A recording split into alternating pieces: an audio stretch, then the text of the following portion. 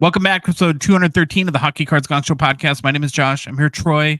I'm here with Baba Louie, producer Louie. What's going on, guys? Hey, Troy. What's happening? Not a lot going on with me. I got a new hat on though, so here. So I bought a souvenir when I went to Florida, so I could tell you I was there. I didn't order this on the internet. I actually got it from an overpriced surf shop, so it's awesome. Does it fit good? Yeah, it fits awesome. Wait, I got a question for both you guys. Have you found the older you get, the harder it is to find hats that fit right, that are comfortable? Yes, because I'm a stubborn person, and I will always ream the bill how they're supposed to be, unlike you two that wear your hats wrong. We're just cooler than you are. That's okay. There we go. I'm just doing it to be funny, to copy Josh. This wasn't even my hat. I stole it from the kid. It's all about comedy. I'm just doing it to copy Louie, too. Anything going on, Louie? Anything exciting in your life? Nope, not since the weekend. Okay. Yeah, Pretty boring. We've been busy little bees here working at the Hockey Card Gongshow factory trying to make a show for everyone's pleasure and enjoyment today. So hopefully everyone likes it. We do have some fun stuff going on this weekend. It's a very concert-themed weekend here for our crew. Troy, we're going to start with you. You're going to a concert on Saturday. Where are you going? I am going to Green Day, Smashing Pumpkins, Rancid, and the Linda Lindas. And this is at Target Field. Here's a nice poster I found in honor of Live Tonight, the card. Yeah. This is like the poster I found. I think it's kind of cut off, though. I couldn't find the whole thing. But yeah, Target Field where the Twins play. So it seats about 45,000, maybe 50 for a concert with seating on the field. So super pumped. Me, the wife, my son. It's my son's Christmas present. Okay. We got each of them concert tickets, and this is the one he got. So nice. That is what we are doing on this weekend. I haven't looked at the forecast. Last time I was at a concert at Target Field, I was with you, I think. Yep. I seem to recall 145,000 degrees. It was hot. It was Green Day and Weezer. It was definitely warm, but I think it got better as the night went on. And I thought that was one of the best concerts I've ever been to. They sounded amazing. Target Field sounded amazing. It's a really cool venue with the downtown Minneapolis in the background and everything. So hopefully this one lives up. I am a little worried. Billy Corgan had to cancel a show 2 nights ago because his vocal cords were strained and he couldn't sing. So I'm hoping he's rested up because I really don't want to get this canceled and have to come back later. He's not going to go Aerosmith on it, right? You heard about that. I hope not. Yeah, Steven Tyler's done, right? Yep, they're done. Oh man, that's what happens when you don't if you don't do the warming up and all that vocal work you're supposed to do, eventually it catches up to you. Mm-hmm. Baba Louie, we, as in you and I, are going to a concert on Friday. Where are we going? We are heading to US Bank Stadium Friday to see Metallica. One of my bucket list checkoffs. I've been trying to go for a long time and never been able to make it work out, but I was not missing this one. So yeah, that should be fun. Who's opening for him? I don't even know. Pantera is opening for them Friday. And then, did you hear what Pantera's doing tonight? No. I didn't. I think they're playing. Well, it got out. They're playing like a surprise show at a little venue tonight. Like think First Ave or something like that. I think they're doing. That's cool. That would be awesome. That's our show for everyone tonight. We're gonna leave. If you're not from Minneapolis or Minnesota, First Avenue, legendary concert venue. It is probably my absolute favorite place to see a concert, especially when we were in the 90s and you got all the big bands and they'd always come through First Ave. $30. Yeah, and it's literally a little club. It is just awesome. Purple Rain. Go watch Purple Rain. It's in there. Yeah, that's a great place to see a nice, tight-knit show. Yeah. So we'll have music filling our hearts this weekend. It'll be very exciting. And I don't know how I'm going to get through the weekend because I've got hockey. I have soccer. My daughter's playing soccer now. We have the annual girls hockey picnic here in town. It's where I met Louie last year. Oh, Louie, it's like our meeting anniversary. Sweet. It's cute, huh? Yeah. So very excited about that. So lots going on, lots of fun stuff. We do have a good show, a big show, like we always do. Before we get started, though, got to make a very quick reminder that all our podcasts, guys, it's called the Hockey Cards Gongshow. I'm not sure if you knew that, but it would be maybe write that down. It's good for you to remember. It is a Patreon podcast, which means we rely on support of listeners like yourself to help us cover our show expenses. Yep. This fire costs money, believe it or not. And produce more and hopefully better hockey card content, and then fund initiatives even in a small way to grow the hockey hobby. You can support us through Patreon for as little as $5 a month. Be one of our first out of 199 supporters. You forever get that title. You also get exclusive access to our Discord server. And hang out with the crew and join our community there. It's very easy to support us. You can go to our website, hockeycardsgongshow.com. Click on the Become a Patron link at the top of the page. Go to the Patreon website directly, patreon.com, and search for Hockey Cards Gong Show. If you're listening to us on a podcast app or watching on YouTube, there's a link in the show description. Finally, there's a link in our TikTok and Instagram profiles as well. Guys, we have 3 new patrons. It's our last show. Holy moly. 3 people. Nice. That's amazing. So Dutch, Parks Hockey, and R. Smith have all joined out of 199, and we are very, very grateful for your support. Welcome to... Are they all in the Discord? I've seen a couple come through. Yep. Okay. Yeah. I think R. Smith, you're not. So if you're having problems, let us know. Yeah, we have, I want to say like 70% maybe have joined the Discord. Maybe some people are just like not Discord folks. Yeah. Or reach out and yell though. You yell at Josh for not letting you in. Yeah, me. When did I become Discord tech support? Reach out to Troy. Troy loves helping people get into Discord. He texted me the other day. I'm going to read it for everyone right now. He said, "Hey, Josh, is there anyone that hasn't gotten into Discord? I love so much helping people. I really wish people would reach out and maybe call me on my home phone in the middle of the night. Or if they want, they could just come and knock on my door. I'd be really happy about that too." Troy, you don't have to sign your name when you text me. I know who it's from. So, all right. Hey, Troy, are you ready for the Gong Show? You're on mute, buddy. Still on mute, Troy. Hey, Troy. All right, buddy, you ready? I am definitely ready. We begin the show with the almost greatest NHL player to wear number 13. Then it's off to our second edition of Hobby Mount Rushmore, this time taking a look at the Florida Panthers. Next is Hobby News. We then have a fantastic interview with Allan Teruel from Waxstat.com and learn about Waxstat.com while also learning about Allan's journey in the hobby. Then it's off to new product releases. We end the show with looking at some of our favorite hockey cards in the Fanatics Collect Weekly Auction and any personal pickups. All right, fellas. Previously, we looked at the greatest NHL player that wore the number that matched our episode number. We ran through all the numbers, so now we are looking at the almost greatest NHL player to wear each number from the runners-up in the Hockey Writers' Greatest NHL Player to Wear Each Number article. The almost greatest NHL player to wear number 13 per the nominees in the Hockey Writers' Greatest NHL Player to Wear Each Number article, and selected by me is Josh's guy, Pavel Datsyuk. Josh, you should be excited. Ooh. Yeah, I like Pavel Datsyuk. That is a very, very cool Red Wings sweater. It must be from like a Winter Classic, something like that. No? For sure. Definitely Winter Classic. If you're watching on YouTube, one of my favorite pictures I've ever found of a player. It is awesome. So our boy, Pavel Datsyuk. The other runners up at number 13, so this is a little bit interesting, were Teemu Selanne and Mike Camilleri. Now, as a reminder, the greatest to wear number 13 was Mats Sundin. However, I got to say this now. Teemu Selanne did wear number 13, but he wore it for 3 seasons. So he mainly wore number 8, and he was already on our almost greatest NHL player to wear number 8. So there was no chance I was picking Selanne for this one, but I think Datsyuk is well earned it at number 13 as the almost greatest. But I'm still kind of odd that the Hockey Writers listed Selanne as a runner-up on number 13. I think it was 3 seasons he wore number 13. So, but it is what it is. Let's learn about our boy, Pavel Datsyuk. Overview. Now here we go. I'm going to kill myself with these Russian names. He's a center. We're going to say from Sverdlovsk. It's like Sverdlovsk, USSR, Soviet Union, Russia, whatever you want to call it. You know, I think that's actually the home of media. It might be. Believe it or not. Can I try it for real? I think while you're...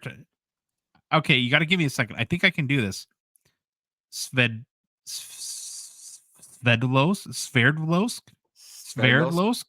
Sverdlovsk. Yeah, maybe. Lots of consonants in a row. It always confuses me. Yeah, you're up Slavkovsky. That's where he's from. Yeah, so I apologize if anyone's listening from there. We are just offending them left and right. I apologize.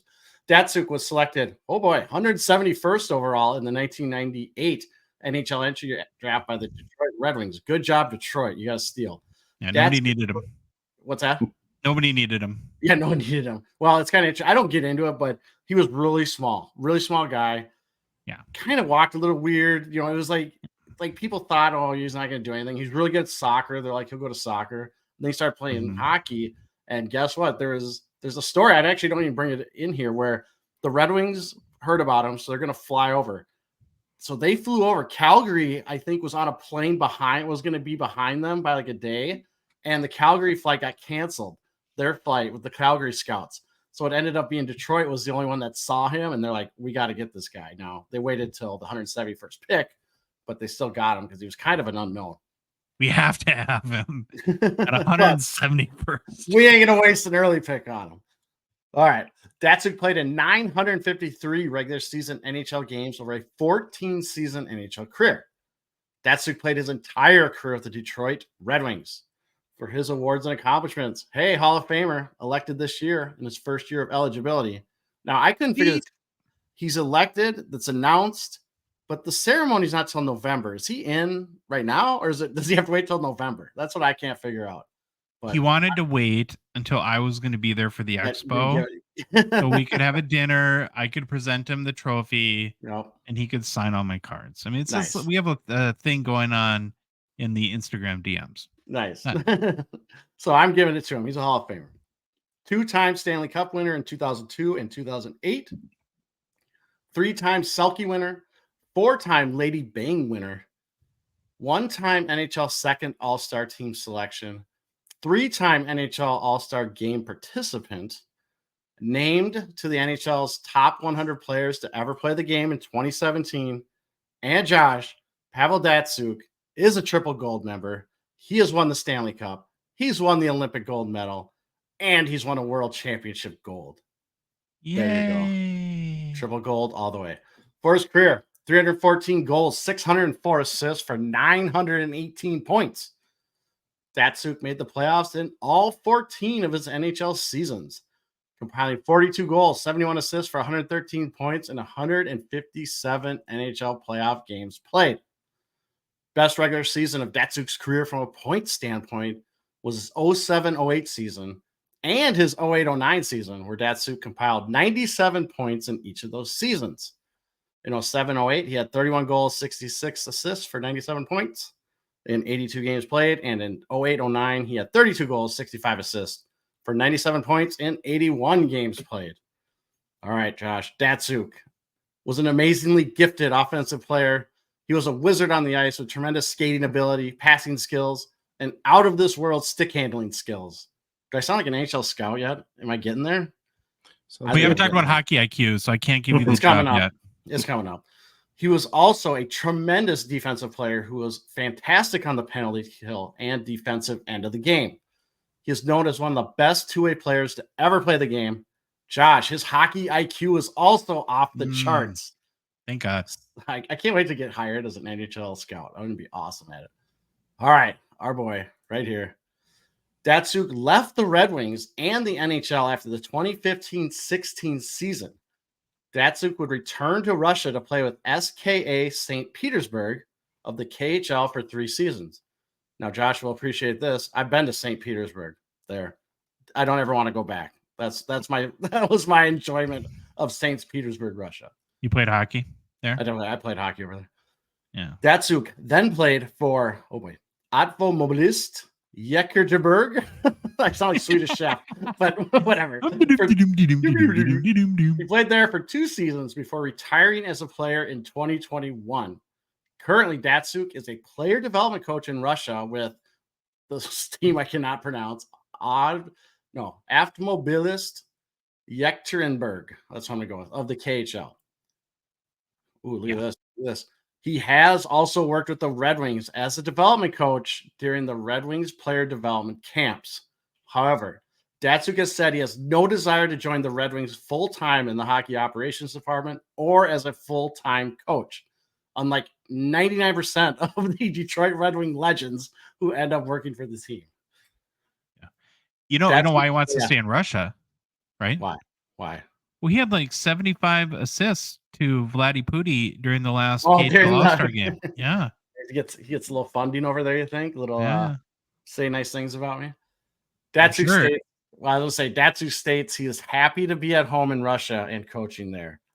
Or as Vladdy Pudi makes him say that, I guess. Yeah, probably. All right, our fun, interesting facts for our boy. Nicknames. He has a bunch of awesome ones. The Magic Man, Pasha, Dats, the Magician, and the Datsyukian one. So now, well, here we go. In reference to Datsyukian, it was actually in his NHL.com top 100 player profile. I got to read this. There were Datsyukian Deeks, coined by Red Wings announcer Ken Daniels, and Datsyukian goals, and Datsyukian passes, and Datsyukian dangles, and Datsyukian back checks, and finally Datsyukian steals of the puck. All right, here you go. It's an actual word. Believe me. Datsyukian even earned a place on urbandictionary.com. Its meaning, when your moves are so amazingly beyond reason, the only way to describe them is Datsyukian. Here's an example. Check out Phil on the dance floor. He sure has some Datsyukian dance moves. I would love to say that was because of Phil the Law Collector, but it's actually in here. And again, Troy, I say this as a show. Anyone can add this. Sorry, I was just going to say, I say this as a show who routinely and repetitively runs bits into the ground. That is really dumb.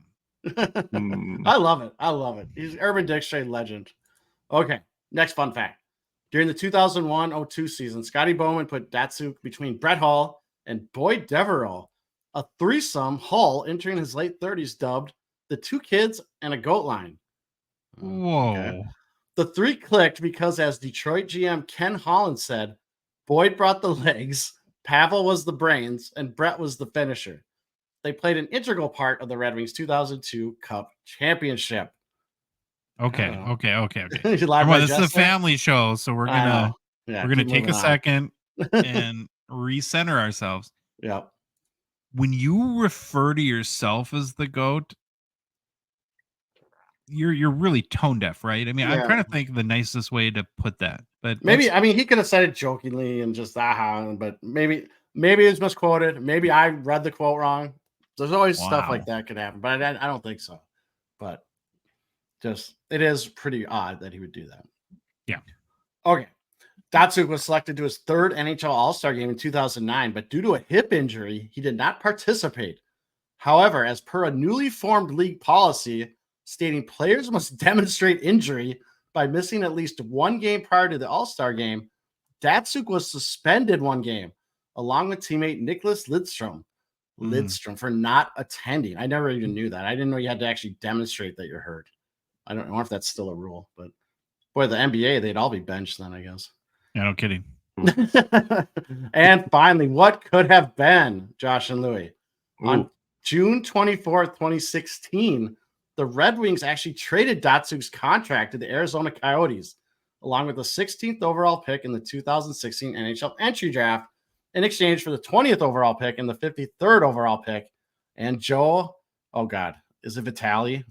I don't know. I'm sorry. I don't know how to say names.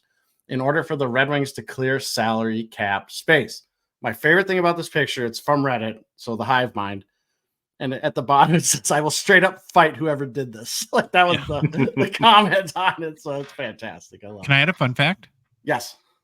Okay. And it kind of piggybacks off of one of your facts you already made. So you talked about him making the playoffs in all 14 of his NHL seasons. That's correct, right? Yes. Well, he left the team in 2016, and the Red Wings have not made the playoffs since 2016. Really? Interesting. I'll let you guys connect the dots. Yeah, Datsyuk was the glue, baby. I guess. All right, our boy, Pavel Datsyuk, his rookie card. Josh, do you remember? This is the one I will always remember for some reason. He actually has 2 Young Guns cards. Mm-hmm. He's one of those odd players. One version was found in hobby boxes. The other version was found in retail boxes. Now you might be asking, why is that? Well, in 2001-02 Upper Deck Series 2, cards number 412 through 441 have a hobby version and a retail version. I'm guessing this was like a test. You think like they were probably testing this out to see like, do collectors like this? I think this is the only time they did it. So maybe it was a resounding no. So if you're watching on YouTube, we're going to talk about the hobby version first. And there's a picture of it. Obviously, 2001 Upper Deck number 422 Datsyuk Young Guns. So the hobby version, it's got the description is full body, looking down, Flames player in the background. That's how you know it's that one, I guess. I don't know. PSA 10 pop is 14, gem rate 9%. Most recent sale of this card I could find via eBay, verified in Terapeak on April 2nd of this year for $1,685.97 US. Next, we have the retail version that described as looking to right, purple board and background. So there you go. If you need, I mean, you can tell the difference, but if you want the descriptors, there it is. PSA 10 pop on this one, a little higher, 33. Gem rate, a little better, 19%. Most recent sale of this card was via eBay and verified in Terapeak on July 17th of this year for $2,006 US. Yep. So there you go. The retail routinely outsells the hobby. I don't know why, other than it's probably a better picture. Maybe. Well, I'm glad you said that because I almost had a mini panic attack. Because I've looked this up. Like I wanted to make sure I had the right one, and I keep reading that price. I'm like, oh god, I'd probably have these backwards, don't I? Well, in your head, you think it would be. Yeah, no kidding. It reminds me of the Joe Sakic rookie, where the tops is much more valuable than the OPG, where all the logical factors of this card point to the hobby being more valuable. A hobby's typically much more valuable than retail. The pop count is way less. The gem rate is worse, but yet again, the retail sells for more than the hobby. There we go. Cool. That's it. That's our boy. Pavel Datsyuk. Pavel Datsyuk. Good job, Troy. Datsyukian. How very Datsyukian of a greatest player. Almost greatest player. Of you. Almost greatest player. Time to move on. We're back. Segment 2, Chapter 2, whatever you want to call it, of our hobby Mount Rushmore. Last show, we began our team-by-team series of compiling the hobby Mount Rushmore for every NHL team. And because we're gluttons for punishment, we started with the most impossible team, the Montreal Canadiens. We're going to stick in the Atlantic Division. Take that one first. So on today's show, we're going to attempt again to nominate the hobby Mount Rushmore, but this time for the Stanley Cup champion Florida Panthers. We'll brave, Troy, the Bermuda Triangle of hobby obscurity. That is the Florida NHL teams. And we do happen to know a couple of huge Panther fans that I had some fun reaching out to get their input too. So we didn't do this alone. It wasn't done in a vacuum.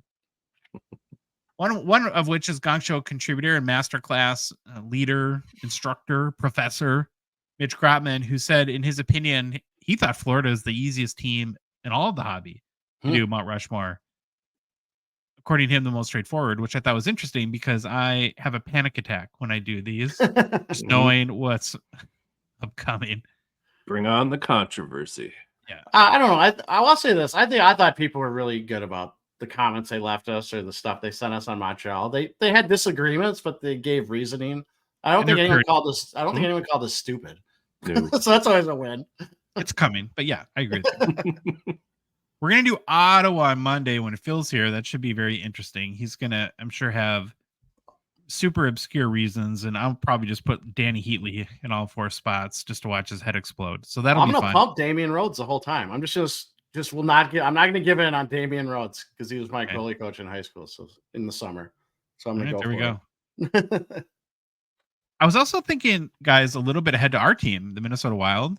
I think it was yesterday when I was walking the dog, who at some point will end up doing Mount Rushmore. We have one person. I came up with 2.5 Troys, where I'm literally. Yeah, the goalie will be another one. I know what you're talking about. Yeah. It's going to be nutty. Teams are going to be really hard, I think. Yeah. But on-air production meeting here.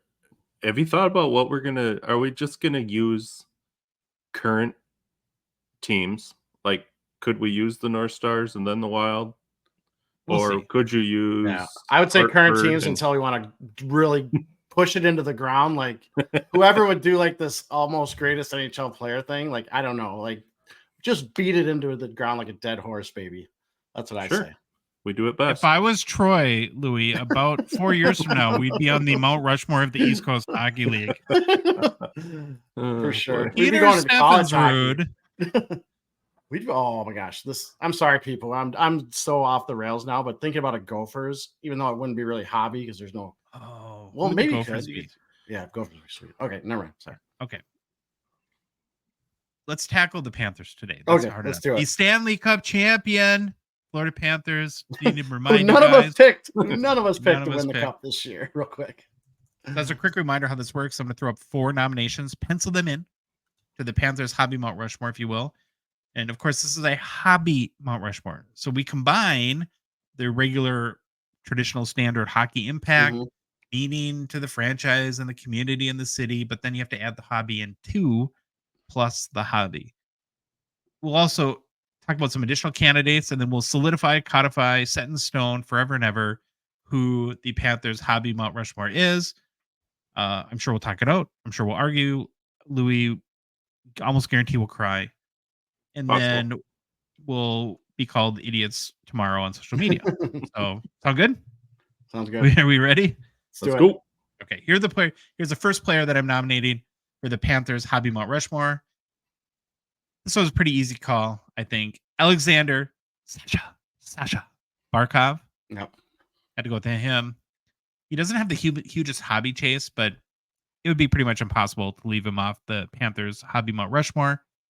He has 266 goals, 711 points with the franchise, and 737 games played. He's the Panthers' all-time leader in both goals and points. Turns 29 next month, so he has a pretty realistic chance of becoming the first player to score 1,000 points in Panthers franchise history. He's been the captain of the team since 2018 and just became the first Finnish-born captain to lead his team to the Stanley Cup. Okay, now back to the hobby side of Barkov. As I said, not a huge hobby market, but it's also not as bad as you might think. So far this year, about 4,500 Barkov cards have sold on the secondary markets per card letter sales history. It's an average of about 600 per month. Volume is decent. There's just not much of a high-end market. Biggest sale to date for any Alexander Barkov card is the 2013-14 Upper Deck Ice premieres at a 99 BGS 10. So for $2,400 US last August. So Sasha Barkov takes the first spot in the Panthers hobby Mount Rushmore. Anyone have any problems with that? Or are we all on the same page so far? Zero problems. Definitely a great player for them. I was looking at his contract while you're talking. He's signed with Florida, I believe, for the next 4, 5, or 6 years. It might be like 2030 when his contract's up. But yeah, definitely hit 1,000 points. But no, he's definitely deserved to be on there. Even if his hobby market's not the greatest, he's still up there. Okay. All right, now we're to the second player. Yep. Had to go with Pavel Bure, who played only parts of 4 seasons with the Florida Panthers, but the Russian Rocket was, I think, undoubtedly the first true superstar to ever play for Florida. Came to the team in 1999 via trade with Vancouver after a long holdout. Only played 11 games that season, but did put up 13 goals in those 11 games. So I don't remember it, but I imagine Panthers fans were going bananas with anticipation for the next season. He then followed up, though, with 2 consecutive 50-plus goal seasons. He scored 58 goals in 1999-2000 and 59 goals in 2000-2001. Both those seasons are number 1 and 2 in franchise history for most goals scored in a single season. Sam Reinhart came close last year at 57. So knocking on the door there. No one cares about him. Keep going. No one cares about it. Ouch. Ouch, Troy. I know you can't hear the button bar, but we're doing shots fired. Shots fired! Shots fired! We're having major button bar issues. It's causing a lot of stress and drama. We're in contact with our streaming company, and nobody's sleeping here until we get it fixed. Okay, Bure would end up playing 223 games with the Panthers, scored 152 goals for the team. That's not bad. 152 goals in 223 games. That's I looked it up quick because I was like, I wonder where he's at. He's 13th all time in points for the Panthers, and he played a little over 3. You said 3.5, maybe. Parts of 4 seasons, like 11 Okay. games, 2 full seasons, and then like 56 games 1 year. Pretty good. He was he definitely was a scoring machine, over a half point or a half goal a game. Oh, you said it there, 0.68 there. 0.68 goals per game through his tenure. He's good enough, Troy. He's 5th all time in franchise goal scores today. That's crazy. So, it's really the hobby factor, though, that separates Bure and why, we might actually end up seeing him on the hobby Mount Rushmore for more than one team. Yeah. Probably pretty likely. He is a hobby superstar. Over the past year, really, he's been one of the hottest players in the hockey market. Resurgence. Year to date, almost 5,000 Bure cards have sold in the secondary markets, including 50 in sales of greater than $1,000 US. The all-time high sale for a Pavel Bure card is his 20, 50, and 60 in the cup limited logos out of 10 that sold for $4,445 US on February 2023. We're showing this card on YouTube. It's kind of funny. This is like a Leaf card to me because they put the auto like right where the logo is on the jersey. Yeah, it's kind of. No, I was gonna say, did you have Mitch send you a copy of his? Because I'm assuming he has one. Well, funny enough, this is not that exact card that's sold because we have that weird eBay picture disappearing thing going on. That's like really bumming out Hockey Hobby Podcast, by the way. So I had to find another one. Is that a sticker auto though? It does look like a sticker. Mitch would definitely know, but I know we've talked about. There are years of limited logos where they had stickers. So, or some guys that were really finicky about signing, and that might have been Bure. Not sure. Yeah. Well, that one will let us know for sure, but it looks like that one looks legit to me. So, given this is again hobby Mount Rushmore, I just felt like we couldn't leave Bure off of it. You guys agree with that? Disagree with that? Where do you stand? I'd say with his resurgent, he for sure belongs up there. Plus, I mean, he only played for him for parts of 4 seasons, but my God, he's 5th in goal scoring. Add in the hobby factor of what the resurgence has done with him, and just the amount of people that kind of come out of the woodwork and message us about Bure is pretty awesome. Like, I think he has a secret fan base. We knew about there's a couple big guys, but a lot more people are coming out about him. So I agree 100% with Bure. I don't disagree either. I don't disagree either. For the short time he was there, putting up 58, 59 goals, it's pretty darn good. Well, if anyone has an issue with Bure being on the Panthers hobby Mount Rushmore, only playing parts of 4 seasons, you're really not going to like the next one because I feel like the way to go is Matty Tkachuk. All right. Right. Has not been with the team very long, of course. And in the case of Matty Tkachuk, it's been all of 2 seasons. Yeah. So that we definitely get that if you're kind of shaking your head. But when you look at his impact to the team and his hobby relevance, I thought it was enough to nominate him for the Panthers hobby Mount Rushmore despite his short tenure. We have to keep in mind too, and not throwing shade here because our team is worse, but it's not like this is not the Canadians. It's not like there's 47 all-time greats and Hall of Famers to choose from. So that might factor a little bit too. His 109 points in 2022-23 was the second most in a single season in franchise history. Only the second time a Panthers player has ever scored 100 points in a single season. Huberdeau had 115 points in 2021-22. I think then, though, when you factor in the impact that the trade had on the franchise, so Tkachuk's been there 2 years. Year 1 helps them get to the Stanley Cup Finals. Year 2 helps them win it all. So yeah, short time, but huge impact on the history of the franchise. I don't think there's a Stanley Cup I don't think there's a cup right now or by their logo in our logo graphic if this trade didn't go down. Mm-hmm. Because it's not just his production, it's his style, it's his attitude that I think that he brought to the team. And then you look at the hobby side. Well, again, we're measuring on the Florida scale here, people. As far as the Panthers go, Chuck probably has the most hobby relevancy of any current player. And I would say still even has a little bit of upside because he's relatively young yet. 4,881 Tkachuk cards have sold on the secondary market so far this year. 8 of those sales have been for more than $1,000 US. And then the all-time high sale for a Matthew Tkachuk card is his 2016 Upper Deck Young Guns High Gloss. That sold for $2,103 in June of 2023. I really like the high gloss that year. It really stands out to me. That's a great picture. I would say this too. Even though he's been there, a little over 2 years, he's 20th in scoring for the Panthers. So he does have, I mean, there's a case he can be there. And some of the guys above him, believe me, you're not even going to know who they are if I read their names. So that kind of points to their relevancy. But we'll put a pin in Tkachuk. I think he deserves it, but we'll see. Okay. Now we have one more spot. And I swear, Troy, it's the goalies that are going to give me an ulcer with this whole hobby Mount Rushmore project. Mm-hmm. I'll admit I kind of cheated on this one too. Well, not really cheat. I sought out counsel. My reflex, I was probably recency bias was to put Officer Bob here. Yeah. Sergei Bobrovsky.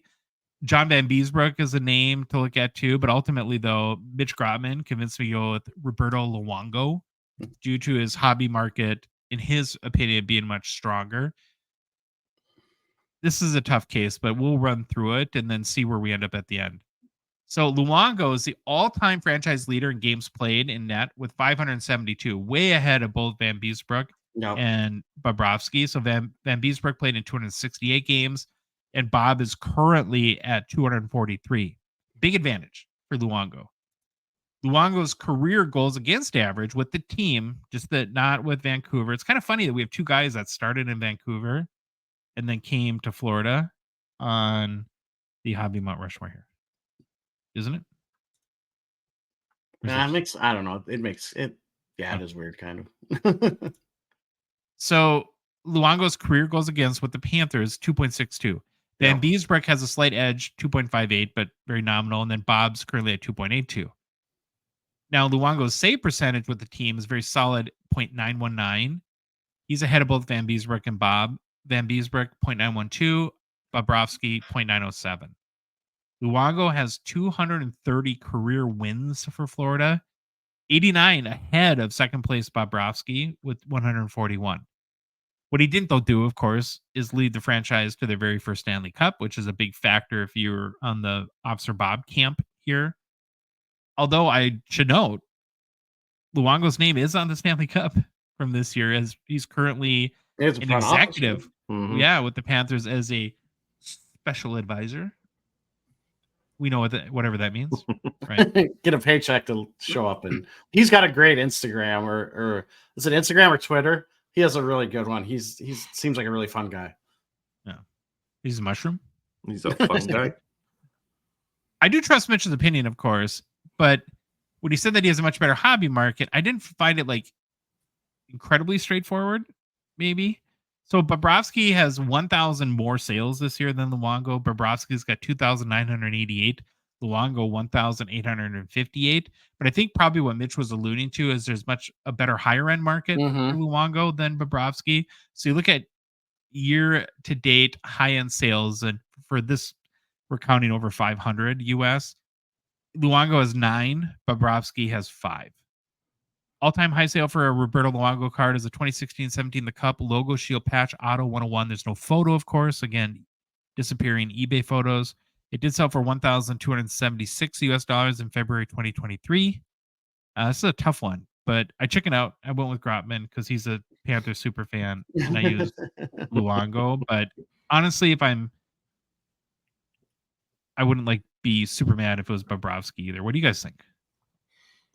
So here's the thing. I kind of agree with Mitch that to me it's Luongo from the hobby and most of the statistics. But here's one thing: I'm the biggest believer in that the goalie stats aren't that telling, the basic ones. But it's interesting. Luongo has more losses than wins with Florida, so he's got 230 wins, 241 losses. Now Bobrovsky is 141 wins, 71 losses. Way better winning percentage for Officer Bob. But again, it's team, it's chemistry, it's makeup, your defensive core. It's a bunch of stuff you could probably throw out there. But I actually do agree. I think from what we've seen, I've actually sold. Remember that Leaf Art of Hockey? I think I got a Luongo in there that sold for way more than I thought it would. So I think that's very anecdotal evidence. But in just what our show and doing research, definitely seen Luongo stuff go for big money. And I think he does have a pretty good hobby market coupled with his kind of statistical line for Florida, I can live with him being there. Even though I think Beezer, I don't know. Van Beesbrook, I loved him personally, but he's a goalie of his era, maybe can't compare eras, but I can live with Luongo. If you're looking at other candidates, I think like most people would point, there's a couple guys people would point to. Scott Mellanby, Olli Jokinen would be a couple names, but I think those guys are. Yeah. I was trying to find a way to frame this. They're kind of local legends, community. Like if you're like, we have guys from the Minnesota Wild. Like I would do PMB, right? Pierre-Marc Bouchard, who nobody outside of this state would probably remember who it is. Yeah. But we loved watching him play, and he had Yeah. a decent career with the Wild. But if you're trying to do a NHL wide, worldwide hobby Mount Rushmore, it would be tough to put PMB on the Wild. Wrong, and maybe I kind of look at guys like Mellanby and Jokinen in that vein. Even though they did have good careers, they just don't have big enough hobby names to merit being put ahead of Matty Tkachuk. Then the other sort of thing that I thought of is I probably being where I'm talking maybe out of both sides of my mouth, where I'm saying, well, you got to put Tkachuk on there because he brought them a Stanley Cup and the Stanley Cup Finals, but yet that's not enough to put Bob over Luongo. So I don't know. I confuse myself a lot. Well, it's funny you said that because I put some pictures here that I forgot to show. So I'm just going to show them for our YouTubers because I took the time to find them. Here's Bob Britsky. Officer Bob Roski. And then this is going to be the greatest picture of all time. That's John Van Beesbrook. Maybe he should be on there. If you're listening, audio people, he is on a beach in full goalie gear on the beach in front of a net with the ocean in the background. It's fantastic. So here's my question. What about this guy? Now, I don't think he should be on the list, but do you think he would have been on the list if he wouldn't have just went to Calgary and died basically with his stat? Like just couldn't produce for 2 years now since he's went there. Do you think if he would have put up just a little bit above average seasons, he might be on this list? Second all-time scorer in Panthers history. I don't know his hobby market that well. That's probably says something because I feel like it definitely has taken a hit since he went to Calgary. But yeah, I haven't been following his hobby market since he went to Calgary and just completely tanked. And I think that's what it might kill him on this list for us.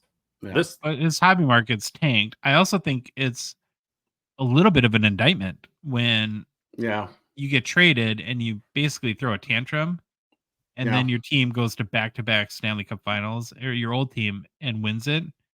That because he was not at all happy about how he left, and I don't maybe blame him. It's to go from Sunrise, Florida to Calgary, and where Tkachuk was like, thank you for sending me to a nice warm place.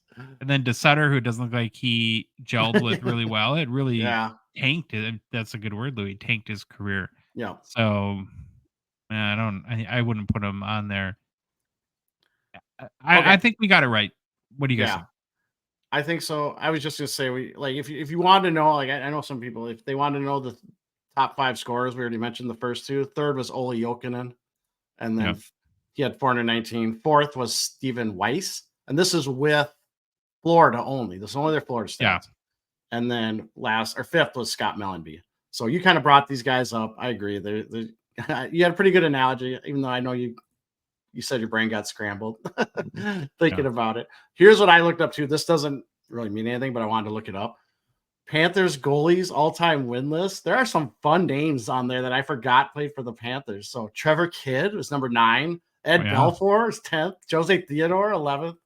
Craig Anderson 12th. Sean Burke 13th. I thought that was pretty funny. And then just random facts. Spencer Knight is 8th all-time in wins for the Panthers with 32. That kind of blew my mind. But again, it's goalies. There's not a lot of goalies that play. You know, they're a new team. So I think they maybe had like 15 or 16 starters so far, if I remembered right what that was. Yeah. If they end up going like back-to-back or win another cup in the next few years, and Bobrovsky's still the guy, I think I'd probably put him ahead. Yeah, he probably jumps up for sure. At that point. So there we go. Our Florida Panthers, Stanley Cup champion Florida Panthers, hobby, Mount Rushmore, Sasha Barkov, Pavel Bure, Matthew Tkachuk, and Roberto Luongo. All right, this is kind of fun. So we'll have Ottawa for Monday. Can't wait for that. Honestly, it's going to be off the rails. Well, Ottawa's going to be all either just like what Phil thinks. There's going to be no hobby involved at all. It's going to be Phil saying, this guy's the greatest, this why. And it's going to be someone we've never heard of.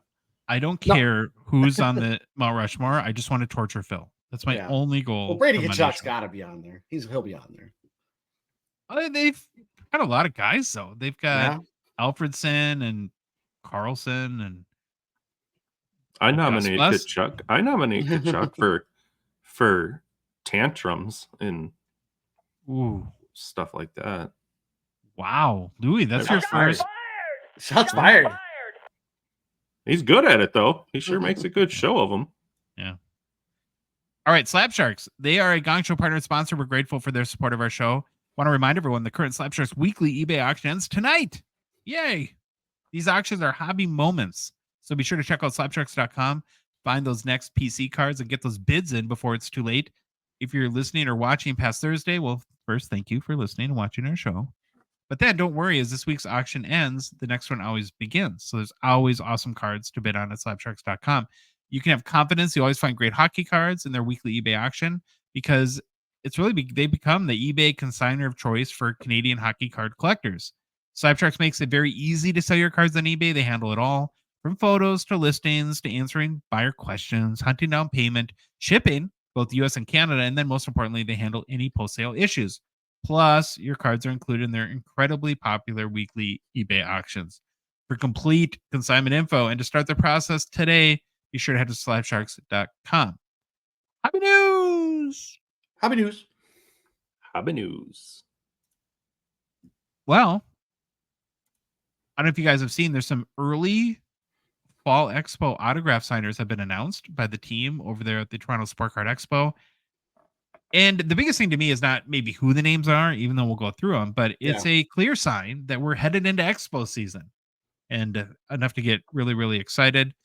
The names that trickle out at first, again, aren't the hugest, but hey, it means it's close. November 7th through 10th, of course, at the International Center in Mississauga, Ontario. So who do we have so far? Are we ready? Tom Glavine. Yes. What hockey team did he play for, Troy? I don't know. Well, he was drafted by Kings, LA Kings. Is that true? Yes. Really?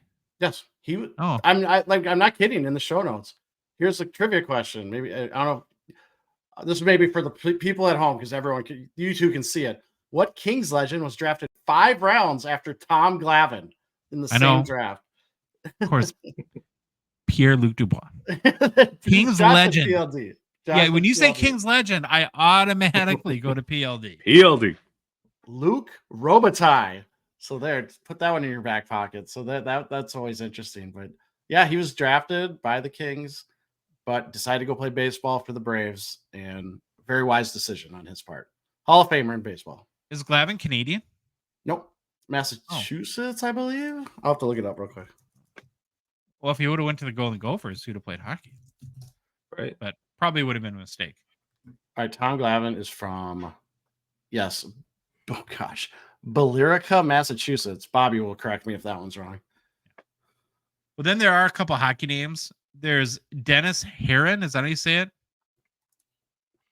Sure. Honestly, I had no clue who he was. And then this is where I feel like a bad hockey cards journalist. I probably am. So apparently he's a attendee, Troy, who played at the Canadiens, Penguins, and then your favorite, the Kansas City Scouts. Right, we're going to do that. I was going to say Kansas City Scouts are right up there with the California Seals? Or the Golden Seals? I always want to call them the Golden Seals, but I feel like I'm adding an extra word for fun. Would he be on the Scouts hobby Mount Rushmore? Or no? So he's a goalie from what? early 70s through mid 80s, something like that. I think 85, maybe 72 through 85. So I had he won the Jennings Trophy once, but then you corrected me in our notes, Troy, and you said he actually won the Vezina too. So this is where I feel like an idiot. It's like I'm like, who? I didn't know this. I had to look it up, because I was like, I looked him up, and all of a sudden I'm like, oh, he won the Vezina. What? I looked at his stats. I'm like, You won the Vezina with like 9 wins and 10 losses or something. I was so confused. Do you want me to go into it? Like what? Yeah, go ahead. Okay. So basically, he wins the Vezina in 81, but the Vezina was split between him and Michel Larocque. So I got a sweet picture of him if you're watching on YouTube. And Richard Sevigny, I think is how you say it, Sevigny, which is another awesome picture on YouTube. So these 3 goalies, I think they all played for Montreal, shared the Vezina trophy. Now, why? Here's a fun fact. From 1946 to 47 season to 1981-82, Vezina went to the goaltender of the team, allowing the fewest goals during the regular season. Since the 81-82 season, the Jennings Trophy has been awarded for this accomplishment. So these 3 were the last ones to win the share of the Vezina, basically. Gotcha. So it wasn't the best goalie. It was just who had let in the least goals. Yeah, it was a really weird thing. Like, I mean, yeah, it's I think they got it right now by having a Vezina be like a voted on kind of thing. By I don't know if it's the writers, probably the writers, but or GMs or whoever does it. Who is the Penguins uniform coordinator? Can you put that back up for a second? These are awesome. I love the blues. I love when they have the blues. But they don't really match. The breezers don't. Sorry. The breezers don't match the jersey. Yeah. That could be a lighting thing, though. I wonder. Yeah, but I love when the Penguins wear the jerseys now that have the penguin in the middle, like the circle, and it has the blue in it. Like I love those jerseys. How do you think that? No, we do not get political, but how do you think that face mask would fly today? Where it's basically like General Lee meets Blue Lives Matter. It does look like a General Lee, doesn't it? At least it's not orange or something or red. I guess. What was the? Hold on, I can't remember. Oh, it's orange, right? Yeah. At least it's not orange on the black part. That would be a different time back then. Different time. I don't think that'd be approved today in the NHL. Yeah, pretty well. Did you notice that goalie stick? Notice that goalie stick? Oh yeah, Northland made here. Yeah, made here. Sure should have been made here. God, this one's awesome too. Okay, never mind. Sorry, YouTuber, or sorry, audio people. You're just like, what are they talking about? We got one more announced signer Troy. It's your boy Gilles Melange. Gilles, our boy Gilles. Gilles. I don't know. Craziest face mask ever in NHL history. I'm gonna bury this into the ground too. I think every goalie should be required to wear this outfit. This is what they should have to wear: brown pads, brown blocker, brown gloves, crazy heavy stick, face mask literally right against their face. So if they get hit, they feel it. But this is this is what a goalie should look like. So Louis, about a week ago, I called Troy and I let him know that Melange was going to be signing at the Expo. And I'm like, dude, we know people. You could interview him. No. Like, really? You don't want to interview? You don't want to interview him? And I just think that you're working out your schedule, and then you're the idea of interviewing people kind of gives you a panic attack, doesn't it? Panic attack. Then I was going to go with the don't meet your heroes kind of vibe. You just never know. But no, I would be like Chris Farley. I can't remember. It was an SNL skit where he's like, hey, you remember that one time? Wait. And then whatever it is, he's like, that was awesome. That was awesome. It's just no question. Remember that one time where you wore that really cool mask? It was awesome. This would be right in your wheelhouse, though, Troy. Talk to a goalie from the North Stars. I'm like, my mom, I think, had a crush on you. How do you feel about that? You could talk about his waffle blocker. I could. You could talk about the Royal Road. He probably didn't. They didn't use Royal Road back then. That's a new term, or not new, but yeah. But anyways, great picture though. I just want to know when they're going to announce that Troy from the Hockey Cards Gongshow podcast and Baba Louie are autograph signers. Wouldn't that be a trip? Ooh. Well, we'd be such a gong show. We would just leave a stack of like stuff up there, like leave it signed and miss our autograph signing. I'd probably have to get VIP to skip the line for that one, though. I think there's a lot more. There's probably a lot more problems if we're signing autographs. That's how low they have to stoop. The hobby's dying. No, it'd be dead. It's dead by then. Undoubtedly, more big names are coming, and they'll be announced soon. But like I said, Expo season is upon us. Well, boys, we have another very big story. What are you laughing at? If you're listening on audio, please go check the YouTube out. Like Josh outdid himself with this one. I got to tell you my inspiration on this. So we're showing a picture of Auston Matthews as he was named captain of the Montreal Canadiens. Were you guys a big Royal Tenenbaums fan? Yes, I've only watched it like I think twice, maybe, but I remember really enjoying Well, it's it. Paul Thomas Anderson is the Yes, filmmaker. like Moon Knight behind it, right? Kingdom. What else did he? Yeah, stuff like that. Yeah. I What always was it? feel the Royal Tenenbaums. It's got like Owen Wilson It's and Bill Murray and Stiller. Bill Murray, Ben Stiller. Gwyneth Paltrow. This picture of Matthews is very Royal Tenenbaums-ish to me. Yeah, so it is. I like kind of goofed around with it. Well, do you think Phil now has to call him Mr. Captain going forward? Probably be a good idea because we're about respect on this show. So yeah, Matthews taking over captaincy of the Leafs from John Tavares. Apparently, Okay, guys, hold on. One quick question. Who directed Royal Tenenbaums? Paul Thomas Anderson. Wes Anderson. Yeah, Wes Anderson. Oh, Man, I was like trying to look up his films because I wanted to make sure I didn't sound like an idiot when I said Moonrise Kingdom. It is, yeah. Wes Anderson did Moonrise and Life Aquatic with Steve Zett. Okay, I was on the right guy. Yes. yeah, okay. I'd Sorry. never even heard of it. That's why I had to look it up. You got to watch the Royal Tenenbaums. Yeah, Royal Tenenbaums is good. You have to like super quirky and weird stuff Yep. though, because it is very much that. All right. Back to Matthews though. So Yes. apparently the Leafs, after another failed Stanley Cup playoffs, losing to the first round to the Boston Bruins. I thought they made that out of the first round this year. No, they lost in Game 7 or Game 5. Oh my gosh. Oh my gosh. Louis, produce. You're the producer. We don't know what we're talking about here. You're probably right. They made it to the second round last year and then lost in the first round again this I think year. you're right. Yeah. And they got swept in the second round last year, I believe, right? Something like that. Who knows? We don't know. Well, something happened in the playoffs that was bad. We know it's the Leafs. We don't know exactly how it happened. We just know it was bad. So they are sick of it. They're done. They did a comprehensive review, and it was determined that maybe a change at captain was in order.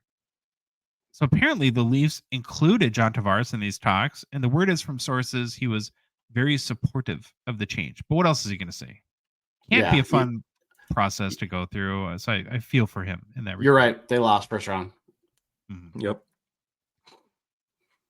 Now, as much as they're saying is like JT was all about this, do you guys assume it's been a rough couple of days?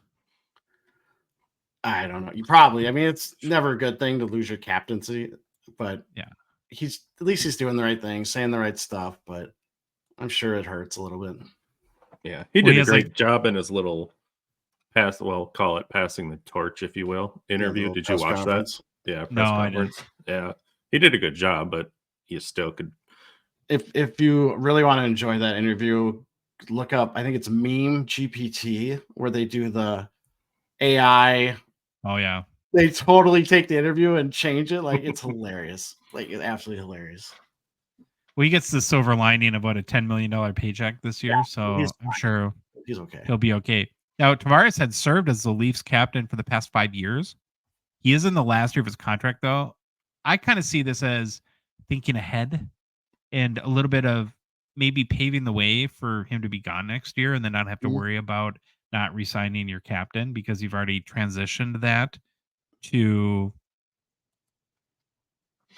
Matthews, or even putting Tavares in a more diminished role this year, as his production is pretty much underwhelmed compared to his salary the past couple of seasons. You can't pay him 11 mil or 10 million, whatever it is, 10, 11 million again. Like that's not happened. Matthews is the 26th captain in Maple Leafs history, fresh off the heels of 69 goals, 107 points. Now, do you guys think that this would have an effect at all in his hobby market or standing?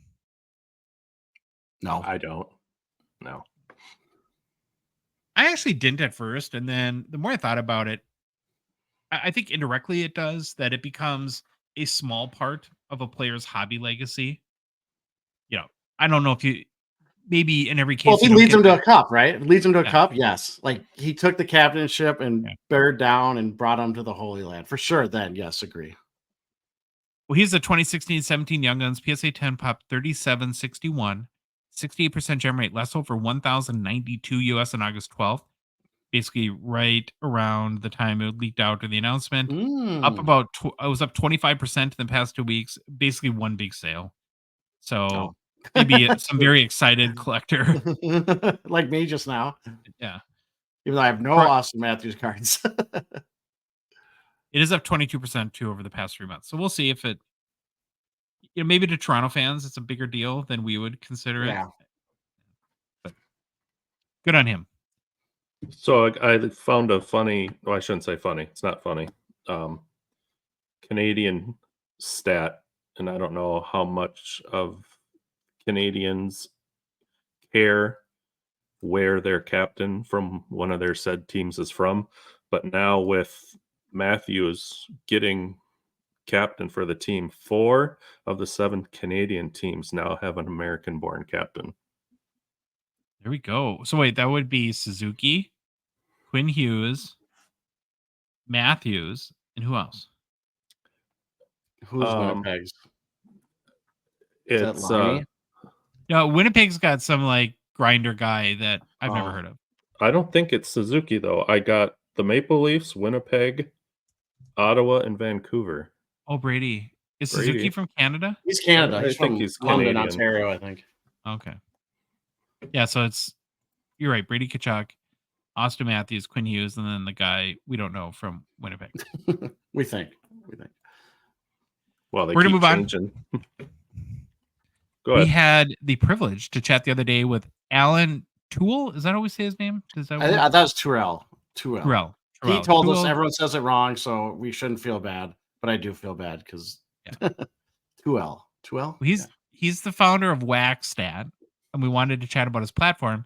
If you're not familiar with Waxstat, it's a free-to-use site and app that allows you to compare current wax prices and also the historical change in pricing for various wax boxes, both retail and hobby. Now, Troy, you're a huge fan of Waxstat. You've talked to Allan a number of times over the past year plus, right? Yeah, a couple times. Just emailed, like just touching base, because when I first found the site, I think it had maybe just launched or something. And he'll say this, you'll hear this in the interview, but it almost started as like a breaking platform. And then next thing was this whole pricing comparison tool, which has taken over the whole site. I am such a huge supporter of it. I use it daily, probably. I use it all the time. So it is one of my favorite sites out there for finding deals on wax. Great. Well, Allan has lots of good information. And like Troy just said, we're all big fans of the platform. So we hope you enjoy our conversation with Allan from Waxstat. All right, we're very excited to welcome for the first time on the Hockey Cards Gongshow podcast, Allan Teruel from Waxstat, which is a tool that Troy alerted me to a year or more ago now. Troy, is that it was over a year, and I've been pumping the the tires of this site for a long time on our show. Now I'm glad we get to talk to Allan finally. Well, welcome, Allan. How are you doing? I'm doing fantastic. Josh, Troy, Hockey Card Gongshow. I really appreciate you guys having me on here today. For anyone that has not heard of Waxstat, let's start with maybe the elevator pitch or 2-minute overview of what Waxstat is and does. Waxstat is a price comparison engine that makes it super easy for you to price compare wax boxes, cases, blaster boxes, any sealed product. We scan over 12,000 different SKUs, 60,000, about 50 to 60,000 different live pricing points. And we answer 3 questions. We make it super easy to answer what's coming out, when's it coming out, and where can I buy it? And that simplicity is what Waxstat does. We were talking a little bit before we started recording about the hockey landscape and how this year, probably more than any, hockey collectors have become very price conscious with all the 2023-24 hockey releases that, of course, include Connor Bedard rookies, where we've seen on one end huge increases from products that we've seen in years past, and then other products that don't include Connor Bedard, we've seen go down quite a bit, and which is a long way of saying there's a lot of price variability in wax in the hockey market. So as a collector, like, how would your tool help me navigate that? Well, that's a very, very good question. So there's a lot of stuff you just put into there. One is that, like I said, Waxstat answers 3 questions. What's coming out? Where can I buy it? And how much is it? Right. Connor Bedard is an interesting, call it character, a blip in the matrix here. What was it? March 6th or so was the release date of Series 2 of this season of this year. And that was probably, I think at the time, one of the highest days of traffic increase, at least the week going into the days and weeks going into that. And then the days and weeks just after that, you just saw this peak of users, right? So just by that itself just says that there is a tremendous demand for a particular product, or in this case, a particular player. And it's been a while since I took a standard economics class, but there is a lot of supply and demand in this case. So as to put in simple terms, as the demand increases, and supply dwindles, then the price can go up. And that really, whether or not the supply was, cut off intentionally or artificially supplied or so forth, there was enough supply to sustain the price of the box. And I don't know off the top of my head what Series 2 was at the time, but you can check it out on Waxstat. And I think I want to call it, say, $299 US was the price. And that pretty much held, but it's Series 2. It's Series 2 paper. It's a pretty pricey hobby box.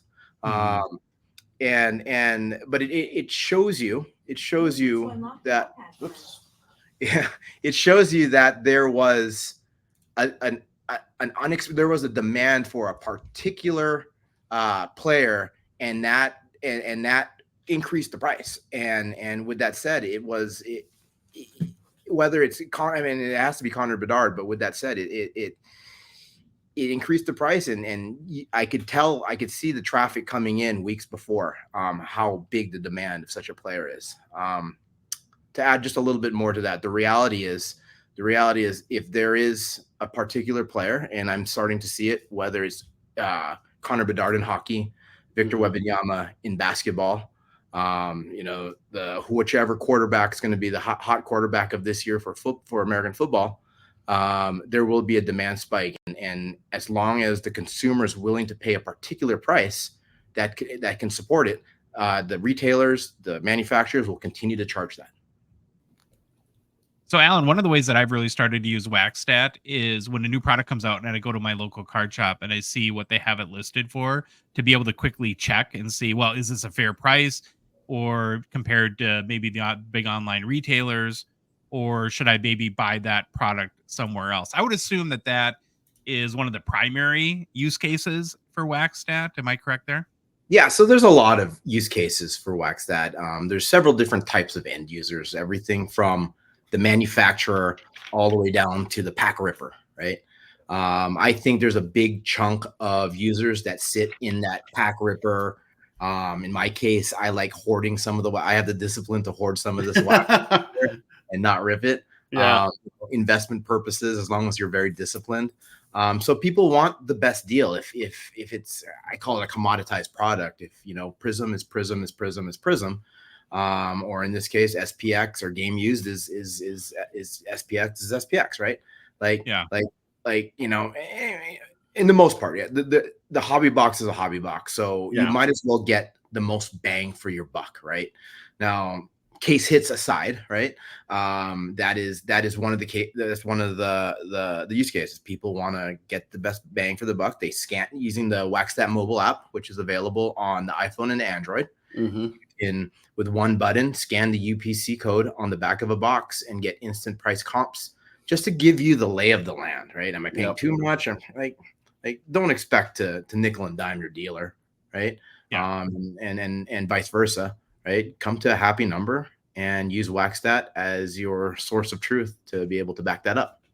I might even be able to help you negotiate. I'm sorry, Troy. I was just going to say, if you find it $30 $50 more or something like that for like 180 and it's on sale at David Adams for 150, then maybe you can go to your LCS and say, hey, can you meet me in the middle or something here? This is what other people are selling it for. But Troy, you have a question. I don't know. It's actually a comment. I've used the mobile app on the UPC thing at shows, and it works fantastic. It's not like it just scans the UPC code. So we're used to those, scanning cards, and it works, I don't know, 60% of the time, 70% of the time. I'll say this. I've never had your app not find the box I was looking for. That's awesome.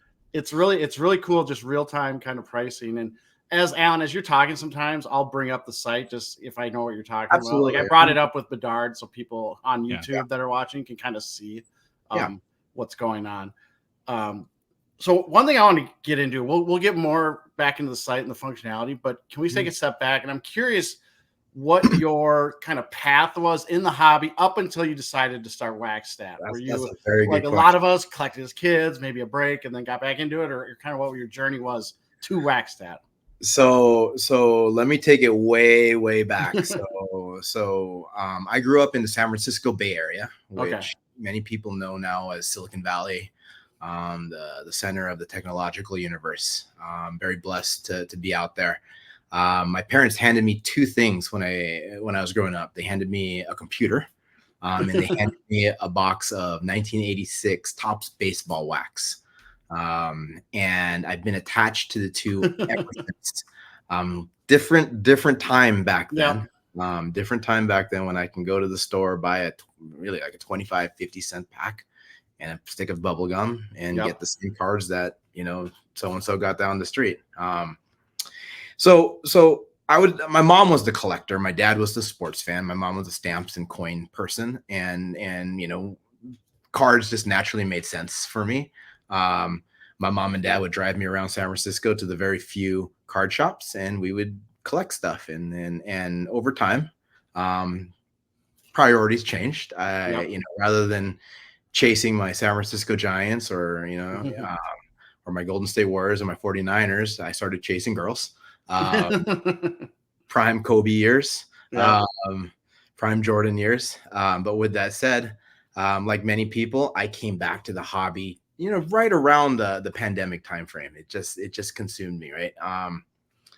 Knowing what I know, like with my technological skills, like I like making like little widgets, little apps, little things that just make my life easier. Just as a computer programmer, that really just I'm very blessed. I have that opportunity to just write a few lines of code and it could do something stupidly simple. And so I started throwing a bunch of stuff on the wall during the pandemic, just trying to figure out, what do I want to do, right? What can I do in this next post-pandemic life, right? And I said, I want to get back into collecting because it was the thing to do. My friends were convincing me. I bought into a few baseball card breaks, and I'm like, this is the coolest thing. So this was 2020, 2021. I threw a bunch of ideas. Some of the ideas were can I create, a way to analyze card trends? Little did I know Card Ladder and Market Movers were doing that. I wanted to create another example is I wanted to create do-it-yourself card breaking tools, all the tools that you need without the marketplace expense. Those two ideas didn't take off, but I remember Waxstat originally I remember the breaking stuff on there. I never used it or anything, but I remember seeing it for sure. So it really wasn't the product, like the term that they use in Silicon Valley is product market fit. I had a product, there was a market, but there was no fit. Right. So with that said, it was like, running in place. Right. And then one day, somebody said, hey, you know what? I'm a breaker. I have a problem. I spend an hour a day trying to figure out what does Prism cost, football Prism cost. I go to David Adams, Steel City, Blowout, and whatever. They have a process. And then it would be awesome if I can just put it on one page. Right. So this was around 2021, 22-ish. Early 2021. No, I'm sorry, 22. I'm sorry, 2022, when this happened. And I said, wow, stupidly simple. Let me just scrape the pages on the prices on there. I started off with just one retailer. And somebody said, let's add a few more. And then before you know it, I think I'm at about 25, 30 different retailers right now that I support. from all around the globe. And that really got to the core of what Waxstat is, of just, answering the 3 questions and just staying stupidly simple as far as answering those questions. Right. And that's where I got. Oh, Sure. sorry. I have a question about that. I didn't mean to cut you off. No. What did the retailers think about you posting their pricing in comparison to everyone else? Have you gotten any interesting feedback from any of them?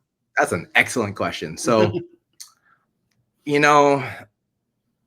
it's Waxstat is such an interesting product, right? Because when I first pitched this idea, I always pitch all my crazy ideas to my mom, right? And my mom and dad, right? And most of the time, my mom doesn't understand any of this stuff. She's a very smart individual, but she doesn't understand some of this stuff. And I said, Mom, I want to create a website that says that just compares prices. She goes, oh, that makes total sense, right? Yeah. Okay. And then the moment that she said that, I go, okay, I'm on to something, right? Now, when I went down that path, I would think somebody else would have done this by now. I mean, it's the Beckett guide for wax pricing, right? Yeah. Right. But the reality, no one did it for whatever reason, whether it was difficult. There is a degree of difficulty. There is a barrier to entry, to be able to do this at scale. But no one did it. And so I started doing it. And before you know it, a lot of people were reaching out. Some people, a lot of people were very happy that I did it. Whether they are retailers, end users, or so forth, they were extremely happy. For the first time, they could just quickly compare prices, no ambiguity, just truth, right? So they were super excited. Yeah. Now I can't speak for the retailers, for certain retailers, but I'm sure that I'm opening up certain transparencies that some people don't want to see.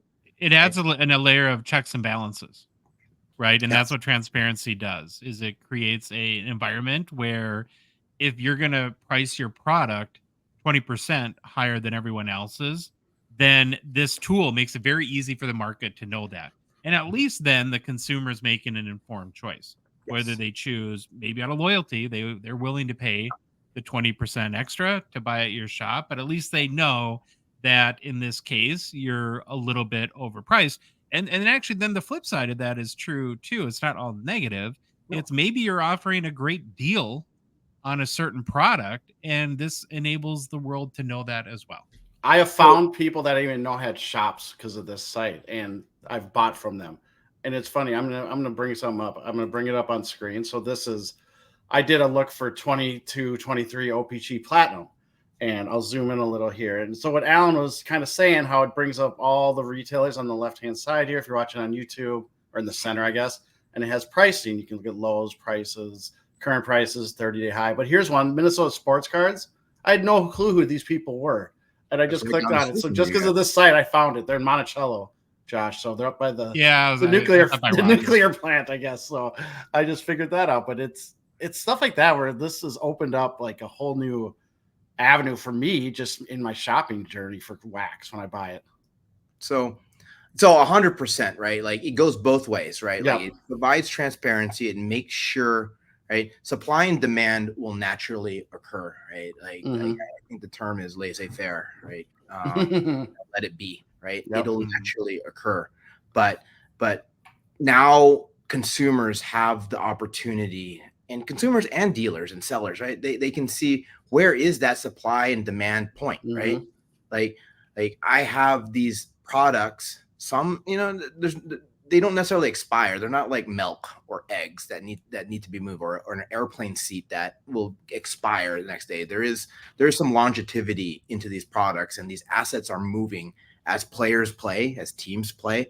But the reality is that it was the wild, wild west, and there was no rhyme or reason for certain things. And when you prevent that education from reaching the collectors, the hobbyists, then you're doing them a disservice, in my opinion. Now, I just made it very simple. I just put it on one page, right? Instead of making 25 clicks, I made it one click, right? Now, true marketplace economics works, and you have to stay competitive. And like you said, right? Maybe I have an affinity or loyalty to a specific place, or one place doesn't charge sales tax, or one place is it's 2 days stand. Sales tax is huge, right? Yes. 10%. You're buying cases, that sales tax. You find a place that won't charge you sales tax, it saves money. In all How fairness, often are prices updated? So I probably have the largest workforce in the industry, right? I have 3 million bots that work 24 hours a day, 7 days a week, 365 days out of the year, right? My products are being updated around the clock, more so on products that are newer. So, for example, tomorrow is Contenders Optic Football Day and Star Wars Chrome Hobby. So my bots are going as quickly as possible to make sure the prices are changing. And it's interesting to see that there's some stuff that move a lot in the 24-hour period, right? The day of is every Wednesday, which is a traditional release day for those that aren't familiar. Wednesdays and Fridays, mostly Wednesdays, but they're on certain products. I call them the tentpole products, the optics, the prisms, the cups for hockey. There is a lot of movement. And the retailers, their goal is to find that price equilibrium, and they'll slowly bring it up or bring it down to maximize their sales and maximize their profit margin. And so there's a lot more movement than what a typical person buying packs may realize. And there's a lot. Now, do you only have US retailers? Because half the hobby is in Canada. Are we showing data for any Canadian retailers yet? I don't have any Canadian retailers right now. I do have several that I'm working with right now, and the reason is I'm a very small, a very, very lean startup shop, and I'm very focused in on making sure I nail it in the United States market. There's a lot of people, there's a lot of Canadian retailers that I see. There's a little bit of back end work with different Canadian US dollar conversions. And I also don't want to confuse people that you can buy this hockey, you can buy the cup hobby box and you can't ship it. I mean, from what I understand, you can't ship it cross border sometimes. No, you can't. Any new product, you have to. Upper Deck delineates between Canadian online retailers and American.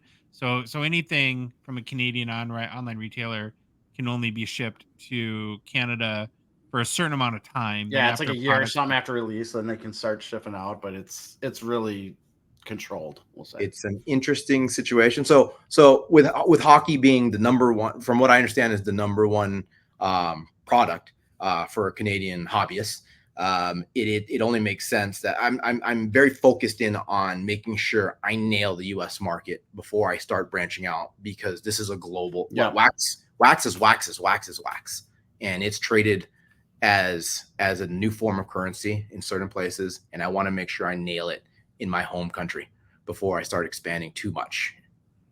Gotcha. You do have plans, I assume, though, at some point to include Canadian retailers?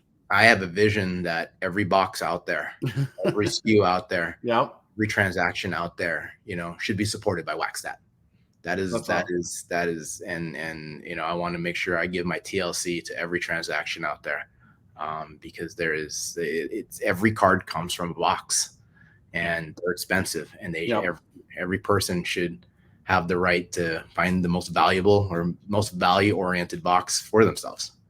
So that's Are you able to track any other metrics besides price right now? Like, what else can I learn about a particular hobby product? So, looking through my lens, like I look at things in different ways, right? Some people just see the price. Some people see the up. Some people see the down, right? I don't know if you can time the market by looking at ups and downs. Maybe you can, because there's a lot of, call it the lemming mentality. When certain people make moves, other people will follow, and they have their pricing schematics out there. One of the things that people don't realize, that I personally, in the back of my head, I like seeing how many times things get sold out. Right. So I look at maybe that's a better signal to me that, they had something in stock. Now it's sold out, and they're not putting something back on. Maybe there's more of a demand than supply, right? So-and-so else is sold out, right? Oh, wait, now 3 other people just pulled their stuff offline, right? So that's part of the data that your bots is scraping, as well as whether a product is available or sold out, what the current price is, what the price history is. Yes. Are you in talks? Have you been in talks? Are you working with any retail partners to get data beyond what's just publicly available on that product page on their site and offer more data through your service? Or is that a plan maybe for the future? So first of all, I'm a computer programmer. I can take one thing, rub some computer magic on it and make it something else, right? I'm not a data scientist, right? Like there's a few people in our industry that understand data and regression charts and all this other stuff way better than I do. If I can somehow magically predict whether something is going up or down even 1 minute into the future, that's a very valuable thing. Now, I don't know how to do all that stuff, right? Like I am the truth. I put it out there. I'll show you stuff over time, and it's really up to you, the manufacturer, the consumer, the distributor, to interpret that your way. I'll never tell you that I'm going to make a prediction for you. Now, there are individuals who I've sat down with that have used my data in ways that I would have never thought to do, right? Like that out of stock thing. Like that's kind of cool, right? Like don't track the price movements, track if they're in stock or not. That shows demand, right? Right? There are some people that track, that show their quantities available, right? Like, so I see all this stuff, right? Like there's even some times that I've gotten crazy to see, like, is like are certain servers, slower or faster, right? During a hot price, right? Like these are tiny micro type of things that I think about, and I'll track. Now, whether or not they can produce $1, $2, $1 million, like I don't know, right? I don't know. Like I'm a back of the baseball card, hockey card kind of guy. You're a back end guy, right? Like the back. I like the big numbers are good, right? Small numbers are usually bad. But yeah, like people use it like, and in all fairness, the retailers, those that have allocations direct from Upper Deck, Panini, Tops, like they're spending lots and lots of money each week. Yeah. Right. That cash has to keep on flowing every single week, or they're going to miss a payment. And so there are certain things that I see, like, why is so-and-so dropping, this box price, right? Little did I know there was incentive. There was $100,000 incentive to buy 100,000 worth of product. And that was the best product. So let's move it quickly as fast as we can. Right. So like I can interpret some of this stuff. Sometimes somebody tells me, right. Now I'm sure there's a lot smarter people out there that can take this data and they can make, lots of money, whether it's arbitrage or finding some kind of competitive balance or advantage. But a lot of that stuff, I don't know. And if it is, I'll share it with you guys. Well, I was going to say, I wonder if people could create a bot. It's like foreign exchange, like foreign currency pricing.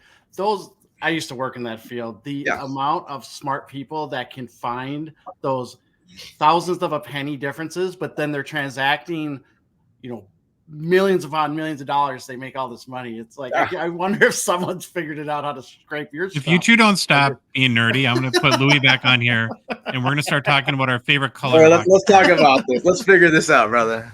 You guys this is getting triangular arbitrage. I'm all about it. Triangular arbitrage. It's gross. Don't even say that. Just swearing.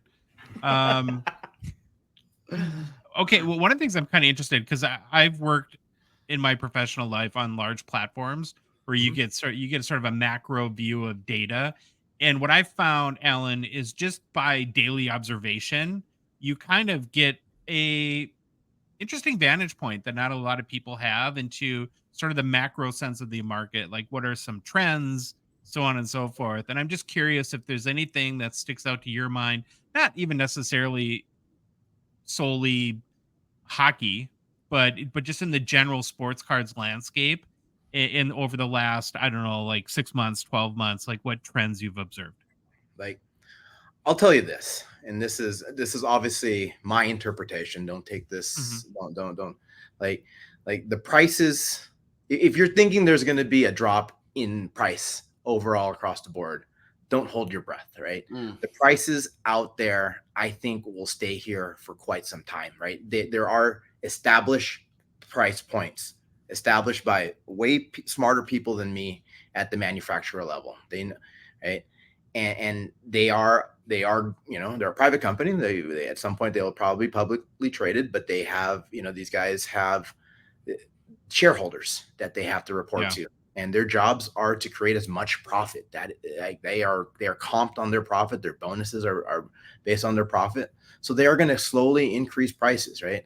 I don't see the days of you know, the cup boxes, the cup cases or boxes, hobby boxes going down, right? Anything Panini going down. Now I do see a lot more coming into different price points. You start seeing more retail products that go after that 10, 20, 40, 50, 100 US dollar price points. And they're going to keep on pushing out those retail products. But the reality is, as long as the demand is there by you, me, the hobby, breakers, people that buy into breaks, you know, whatever distribution channels that are out there, breaking is a distribution channel. As long as people are willing to pay, then these prices will continue to hold, and they will squeeze as much profit margin as possible over time. Now, like I said before, there will be, you know, they're not gonna push people out. They're just gonna make different products and you know, cheaper products, less autographs. You know, game worn material is almost non-existent nowadays. It's just a patch of something, right? Like that's where I see it. So as long as these manufacturers can support a specific price point that's in the head of the consumer, whether that's 10, 20, 50, 100 US dollars or more, there will always be a product available for them. Gotcha. Is Waxstat free for a guy like me? Can I just sign up and use it, or are there pay levels, or what's your plan to make this a business for you? Good question. So I'm in a very fortunate position. I am the 100% shareholder of this company. It is bootstrapped, right? I have customers that pay me for it to be placed onto Waxstat, and that's the primary business model as of right now. Now from the end user, it is completely free. You can go in. I ask you that you sign up with an email. And that just allows me to see what's going on with my users and be able to remarket to you, you know, full transparency. And with that said, like I have this vision and goal. I'm motivated by different things because I don't have to report to my investors. I don't have to report to my board of directors, right? Like if Troy or Josh or anybody out there says, hey, you know what's a really cool idea? And they tell me an idea and I think, oh, that's really, really cool. That's really fun for the hobby, right? Like, let's go and do this, right? Like I have that power to do that. And I've done it, right? One of the biggest feature requests that people have asked was, I love Waxstat. Can I have it on my iPhone? Can I have it on my Android, right? Like, now I made one. The first version wasn't the greatest, but now I'm on like the 7th iteration now, and it's fantastic, as Troy has testified. You know, like somebody says, hey, can you give me all the deals that are under market price? And I'm like, oh, that's a pretty cool idea. Like I see that every day. I just don't have a way to, like, people, like, believe it or not, people aren't monitoring their assets. In this case, Wax 24/7 by 365. Yeah. I just wanted to show I have it. I do use it. Yeah. I use it all the time. there is a tab down there. It's called the Waxstat Deals. Yep. And it shows everything that is priced approximately 10% or more below market price. Right. Yep. Now it's listed there because the retailer intentionally wants to move product. Yeah. Which is great. Or sometimes they forget. And so they forget to keep tabs on certain things. My workforce of 3 million bots don't take a day off. So they're always looking. And so there have been great deals. You know, some that I've thought about buying myself. But you know, I have bigger fish to fry as far as building the software better than you know, better and better each day. But yes, it is long story short, the answer is free. I'll always have a free tier. I'm a business. I will create premium tiers. I'm still hammering all those out. But I think everything I've done, I'm a hobbyist, I'm a collector, and I'm creating, I've always wanted to create a piece of software that really envisions, that's really for the hobby, right? Like I want to be profitable. I want to have, gigantic, but the reality is I'm going to make decisions based off of what I think is right versus what I think is the most profitable. Well, usually what's right ends up being the most profitable. And I don't think that there's any, we've been very vocal on our show from before we even had an audience that we intended to make money too. And it's like, sometimes I think people are afraid to assert that. And it's like, well, we don't, we spend like 100 hours a week doing this. So like we said, we want to make money, but we haven't paid ourselves a dime. It's all with and so it obviously comes down to a labor of love, but at some point, right, there has to be a larger vision and plan there. And I think that only makes sense. One of the things I think we glossed over a little bit that I just want to go back and touch on real quick is that not only are you tracking today's prices and you have those bots that are constantly looking for any updates, but you're also tracking the prices of particular products over time, which I think is useful in the case of if you do collect sealed wax as either a hobby or an investment, that it allows you to kind of see how those prices have evolved. And Troy and I don't do that because, well, we've tried to do that, but it lasts about 3 days and then we end up opening it because we're degenerate card junkies. And Josh, I'm showing on the website right now, like just Parker's Champions. Our audience will be familiar with it. You can get a price history chart that shows, how it's dropped immensely lately. So why don't you like 2015 Series 1 or something like that to Troy to see if you had a hobby box from Connor McDavid rookie.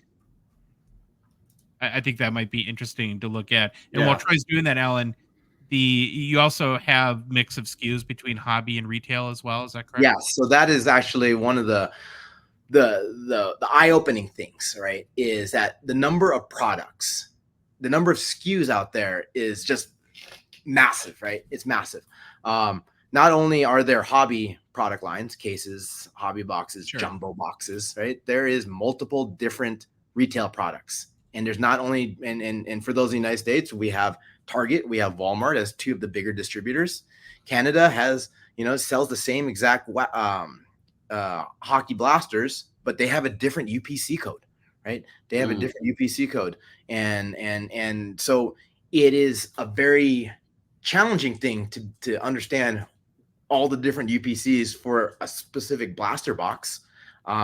And luckily I have intelligent bots out there to be able to harness all of that. Now I'm not 100% perfect by any means. There is a community aspect of this. So when you actually do scan the UPC code, Troy's been, pretty spot on with the stuff he's been getting, but there are stuff that won't be there. Like if somebody breaks up a mega box and opens up a single pack, that's a different SKU than the blaster pack and then the hobby pack, right? Yeah, my stuff's all hobby boxes. Probably recent within the last year hobby boxes. So I'm assuming I have a pretty good hit rate there. Yeah, so you have a pretty good hit rate. Now I asked the individual, like it's a community-based user-generated content. So when I miss it or I don't get a return, it asks you, hey, can you take a picture of the box? Can you take a picture of the UPC code? And then I have a process where there's a little manual part of it, but there's a process. I call it a self-healing process that allows it to be in there. So you miss it this one time, but hey, it'll be out there the next time, as long as there's publicly available data out there. Gotcha. Okay. So I have a use case for you that's relevant to us hockey collectors here, especially in the US. I think so in Canada a little bit too, but with the Connor Bedard Young Guns being so popular for the first time ever, really, it's been impossible here in Minnesota for us to find in stock Series 2 blasters or, gosh forbid, mega boxes at retail. Would I be able to use Waxstat to try to find retailers where those particular SKUs are actually not sold out and in stock? Yeah, so that's a good question. So the way that blasters, megas, retail products are distributed, there's a big convoluted way that they get down to the individual retailers, whether that retailer's Target, Walmart for the US, or your hobby shop, right? Sometimes Topps, Fanatics, Panini, Upper Deck will reach out to their will reach out to their LCSs and they'll say, hey, we got this many hobby boxes, but we also have all these cases and blasters and megas and fat packs. Would you like them? And some stores take them, some don't, depending on how they want to deal with that retail or with that manufacturer. Now, when those actually hit the LCS and the LCS decides to put them on sale, that's when I'm informed about it. Right? I don't have an affiliate. I don't scan Target, Walmart, or any of that stuff because retail price will always be retail price. There's a lot of Twitter bots out there that that say, hey, there's a new drop of blaster boxes at Walmart, right? That's completely saturated. I don't want to get down. I think I have a bigger calling, not to knock the Twitter bots out there, but they do a fantastic job. If I want a box of Series 2 blasters and they are still in the Target or Walmart system, I'm going to follow some of these Twitter bots to go find it. Otherwise, I have to wait till those that want to use Waxstat to comp their hobby boxes or just go out and buy it. Then there should be some out there. It comes down to whether or not the retailers that I support have them in stock. Gotcha. What's your vision for the future of Waxstat? Like, where would you like to see the platform a year or two from now? That's a good question, man. I pivot every day. I was going to add on to that. Like, what is there any enhancements you're thinking about that are coming out soon, or that can lead you to your future vision? So that's probably an easier question. So those that have been using Waxstat for the time being, you notice that I did a UI skin. I had to bring on a designer to at least get me a little bit up to date with a little more aggressive look. And then it's serving it very well. Two is I put out the mobile apps, the iOS and iPhone app, and the Android app in March of this year. And I'm very, very proud of those that they've just been reaching out to consumers everywhere. I'm hoping more of the Hockey Card Gongshow audience will start to download that. You can search Waxstat on your iOS store or your Android Play Store. It's totally free to download. I think we're all individual collectors, right? Like I don't have unlimited funds to buy cases of the cup. I would love to, right? Especially with Bedard, right? Like that would be the one that I would like to bet the farm on. But I'm with you. I don't either, but Troy does. And so I have all the money. Right? Like we're all different collectors. We all like different things, right? Like I went to Santa Clara University, small school in the Bay Area, place where Steve Nash, famous Canadian player, went to school a long time ago. So I buy like a lot of Santa Clara alums, Steve Nash, Brandy Chastain,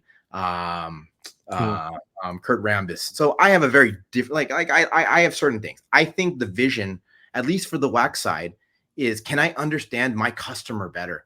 Can I understand that Josh likes, likes hockey? He likes spending $100 to $200 per month on hockey, on this team, on that team of, does Troy more personalization you're talking about and sort of customizing the data for the preferences of your user. Yeah. And to be able to do that and match their needs.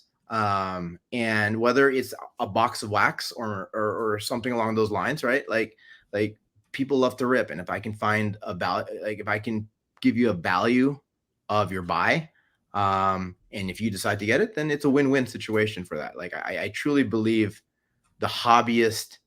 understanding the hobbyist is something that no one has truly been able to crack that code yet. And I'm starting to understand the user. So I feel like going down that path is something that is something that it motivates me because I think there's a lot to learn there.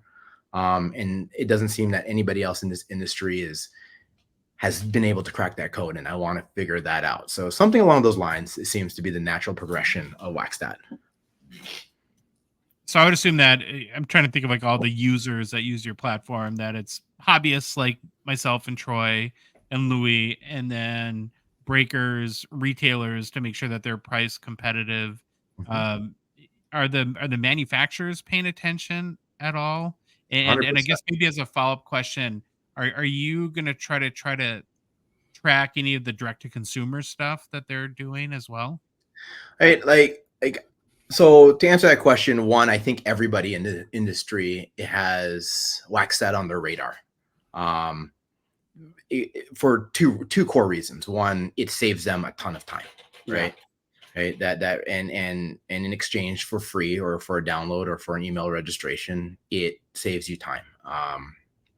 For those that are in it wheeling and dealing, they can make money, right? Whether it's more data points, better information.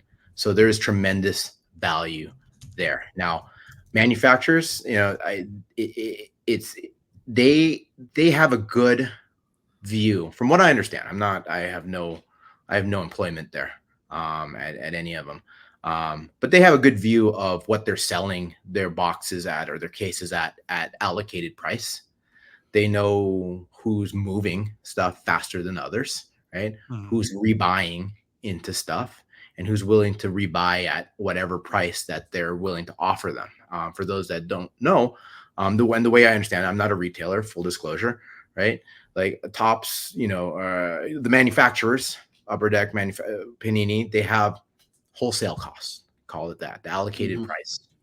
And as long as you are a good LCS, you have the opportunity to buy X number of boxes, cases that are allocated to you at a specific price, right? And it is usually significantly below what the market price is, right?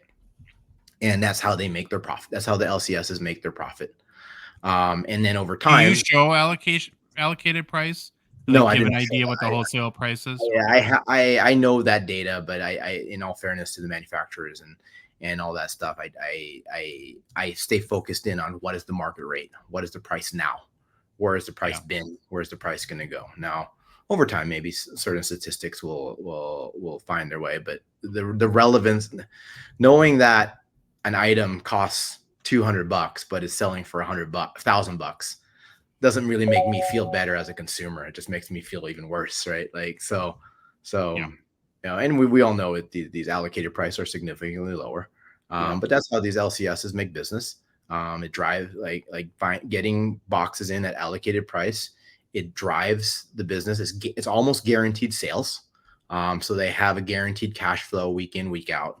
So they can serve the better part of the community by buying and selling singles. Now, with that said, like there are certain statistics that I'd love to be able to share, like wholesale costs and all that stuff. I don't necessarily need to share them right now. But understanding the 360-degree view, whether you're the manufacturer, distributor, end user, I think it just makes you a more informed customer. It helps you, right? We all have limited resources. We all love our cards. We love our cardboard. Love to have more stuff to rip. And if we are empowered with at least just a little bit more information, you can make your existing dollars just go just a little bit more. And I think there's value to that. Okay. I have one last question for you, and it's very tangential to Waxstat, but I think it's appropriate because you're a guy who is in the hobby, who has obviously a very vested interest in wax. What do you make of the whole CT scanning thing, and how big of a threat is it? And you're a technologist too, so I think it's maybe appropriate. I mean, is it something we should be worried about? Is it kind of, in your opinion, a headline that will blow over, or God, you guys have all the good questions, man. I'm the Barbara Walters of the hockey hobby. Many times, man. You didn't leave any stone unturned, right? It's funny because I remember when I first got back into this pandemic time frame and I was getting back on airplanes, right? I had a bunch of football boxes in my backpack and I stuck them through the x-ray machine and I looked, right? And so it got me thinking, and I'm not an optical engineer. I'm not an x-ray engineer. I don't know how any of that technology works, right? Like I'm just like, wow, this is really cool. If there's a way I could just figure this out. Now, from what I understand, and I haven't gone as in depth as some people have, right? The CT scanners are able to tell with a high degree of accuracy what's in there, right? Yep. Yeah. That is absolutely scary, right? Yeah.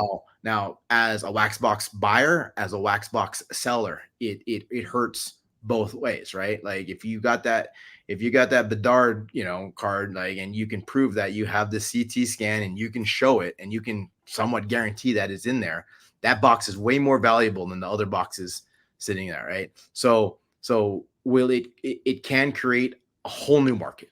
There's an innovative market here that is ripe with the technology. Now, has this, like, I don't think this is anything new. Like, I was thinking about this 4 years ago. Like, the people that are probably pissed off right now are those that have known about this. That's the what bad we've heard. actors that are mad Yep. about the YouTube video. Yeah. Right. Yeah. Whoever was brought this out, right? Like, kudos to you. But I don't think this has been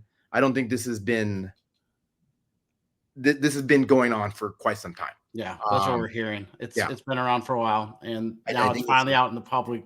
And so they're probably ticked off at those guys, and even the people that we've talked about this on our show. The ones that produced the video, they're like, "Hey, we're doing you guys a service here. Like, now it's out there. You can do stuff. Good for them. Creating Right? transparency. Like I'm them, but in a different way, right? Like providing transparency. So one is, understand the technology, understand what you're getting into, right? Like maybe a single box. You don't want to buy a single box, right? But maybe you need to go buy a brand new sealed case, right? Yeah, because that's a little bit harder. That may be a little bit harder. I don't know. That may be a little bit harder. That could change the whole game of this. Yeah. Like there is going to be some changes in here if this truly is a way to break the system. I live in Las Vegas right now. Vegas, from what I understand, the history is that there's been cheats since the beginning. Some have been getting a long way with it for longer than others. Some are new cheats that are being discovered even right this moment, right? There's always going to be a cat and mouse game when you're playing a game of chance, which is what wax is. Right. Yeah. And the cat has to be a little better. The mouse has to be a little better. I think with that said, we're going to have a better product, maybe more expensive.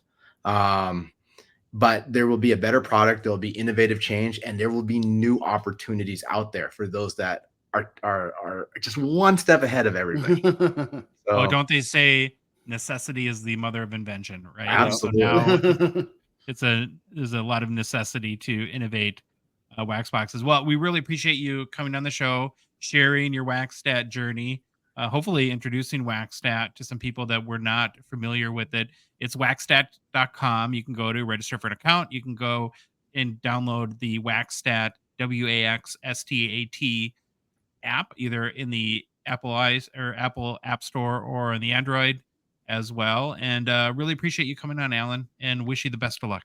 Josh, Troy, Hockey Card Gongshow. I really, really appreciate you guys having me on. Thank you so much for your time today. We'll talk to you soon. All right, we're back. Thanks again to Allan for coming on the show. So, Troy, you had made a note in our little debrief with Allan about us forgetting some of the features we wanted to bring up. So I'm going to turn it over to you now to add a little bit more context about the Waxstat platform. Sure. So there's couple features that I use a lot, and I just wanted to show them real quick. They're, like he said, the platform is pretty simple. There's not a lot of complexity to it. So I'm showing it on YouTube, and I'll try to kind of talk around what I'm saying for our audio listeners. If you go to the main webpage, one of the things I actually really like is it brings you to the release calendar. So for whatever week we're in, so now we're in August 11th through the 17th, it shows you every product coming out this week.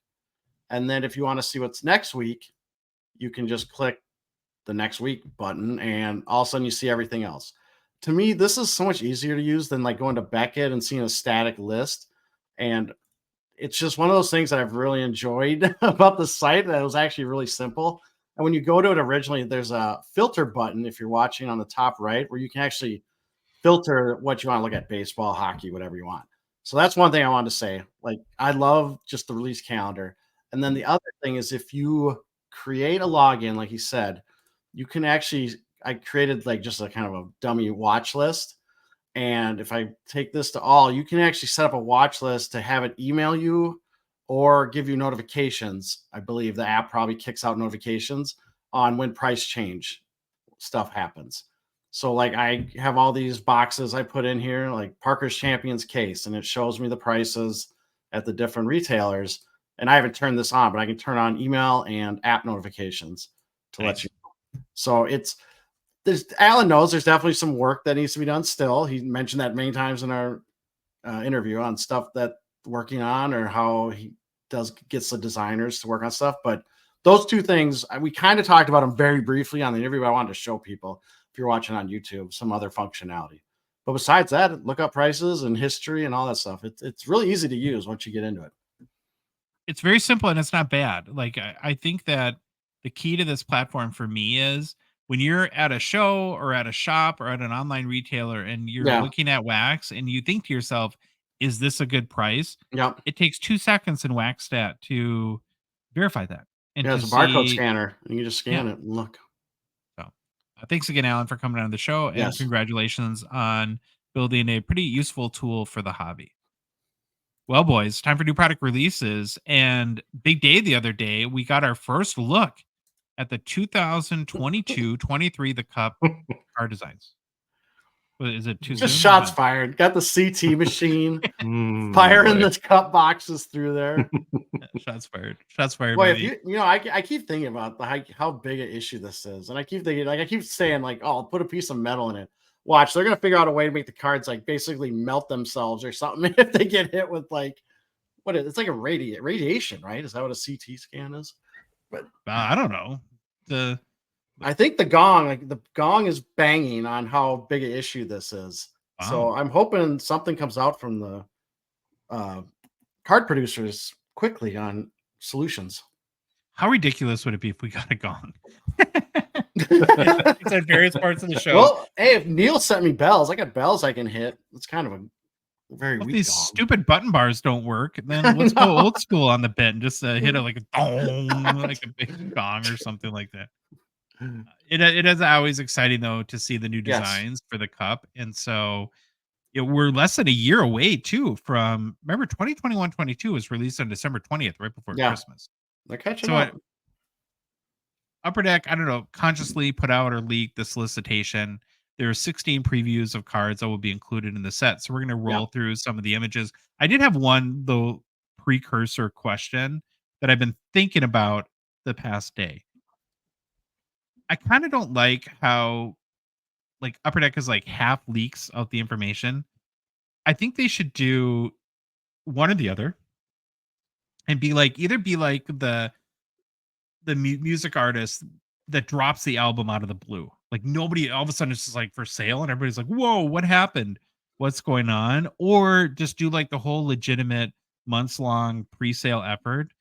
I don't know if I love this sort of like, well, we'll leak out a little bit of information, then a little bit more.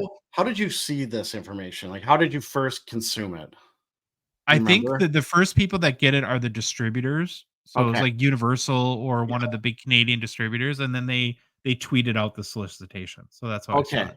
Well, my next thing is going to be a suggestion to Upper Deck. And maybe they do this and we don't understand how it works. But when we see these sell sheets or they get leaked or put online, they're always not the highest quality. So my suggestion would be, if possible, make the image high quality so it looks better when you copy it onto a slide for a podcast. Thanks. Constructive criticism. Thank you, Troy. Appreciate it. They're going to come back and be like, we do make it high quality, but after it gets copied and I don't know, whatever. Or email them. Let's look at some cards, hey? Yes, let's do it. Hey. We're going to start with rookies. So guys, start with the base set, rookie out of patch. Now what's shown here by them is the Slavkovsky gold foil parallel. So it's not the base. This was a gold foil out of 12 usually or something like that. It's out of 12. It's out of 12. Okay. See number on it. Obviously in these previews, they put like the most ridiculous patches, but I think overall, I think the card looks very nice. I'm on board. What do you guys think? Yeah, I like the look of the card. I actually really like the image is nice and big. Patch, I've seen bigger, but it works. Nice place for the auto, and like Slavkovsky's got a very long auto, but if you had like a taller one, it could fit in there. And our cup design it's blended into the card. I like that. The gold.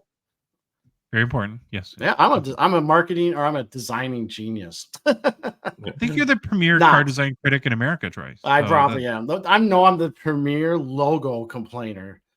Stop having the logo take up the card. Yeah, I agree. You are. No, that's a great look. It's a good looking card. Okay, now the next design is the Exquisite Collection Rookie Auto Patch.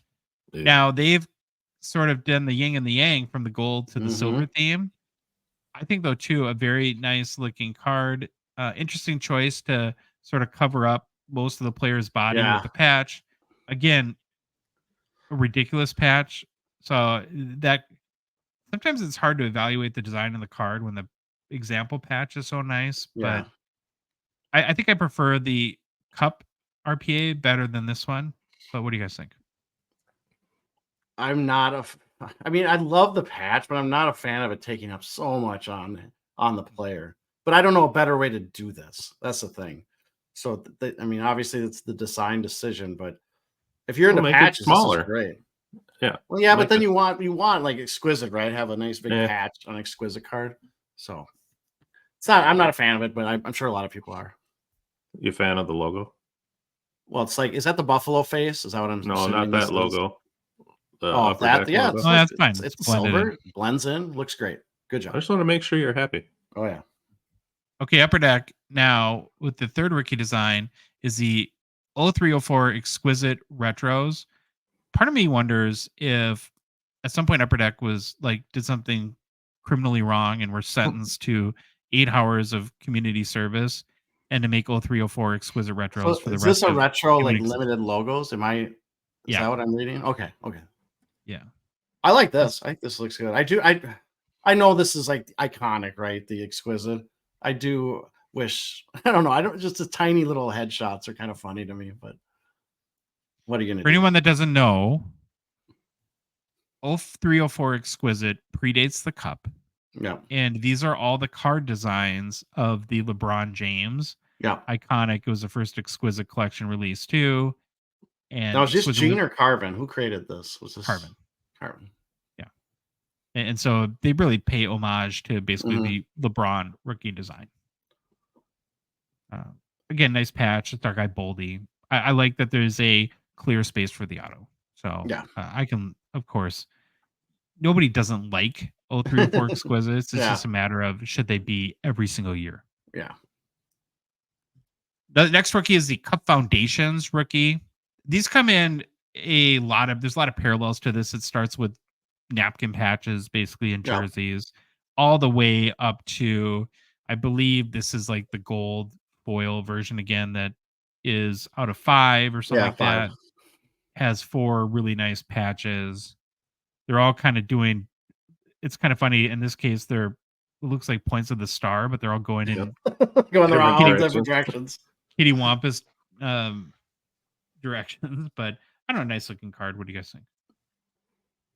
Yeah, think it I like looks this. I like it. I mean, I don't know. Are these photoshopped? Or are these actual pictures of the cards?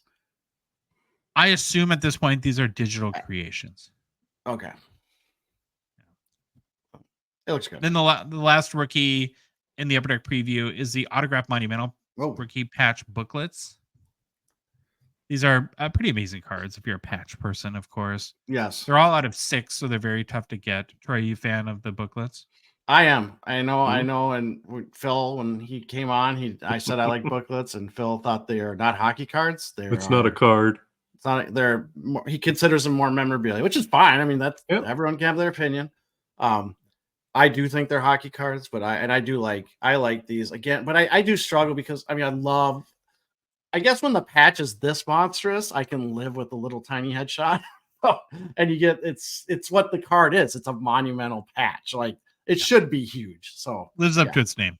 Lives up to its name. Like this is a great. I think this looks really cool. And just think if you get all 6, you'd make it's probably the Kraken like the full logo. So it'd be sweet. I'm sure. Yeah. Next group are the whatever that calls the Cup Classics, or they're kind of the mainstay cards of the Cup that we count on each year in the release. I really like this year's limited logos design. Big fan. I love the amount of gold foiling. The patch in this case, it's a Nicholas Lidstrom, is very, very nice.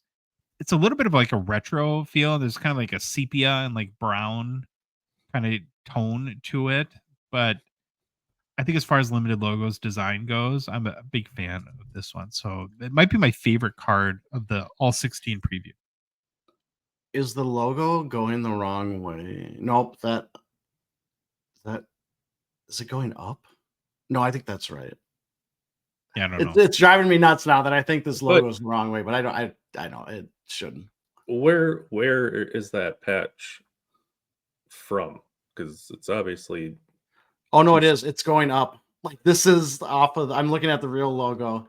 This is the start of the feathers. Yeah, it's like turned the upside wrong down. way. Yeah, it's like vertical, but whatever.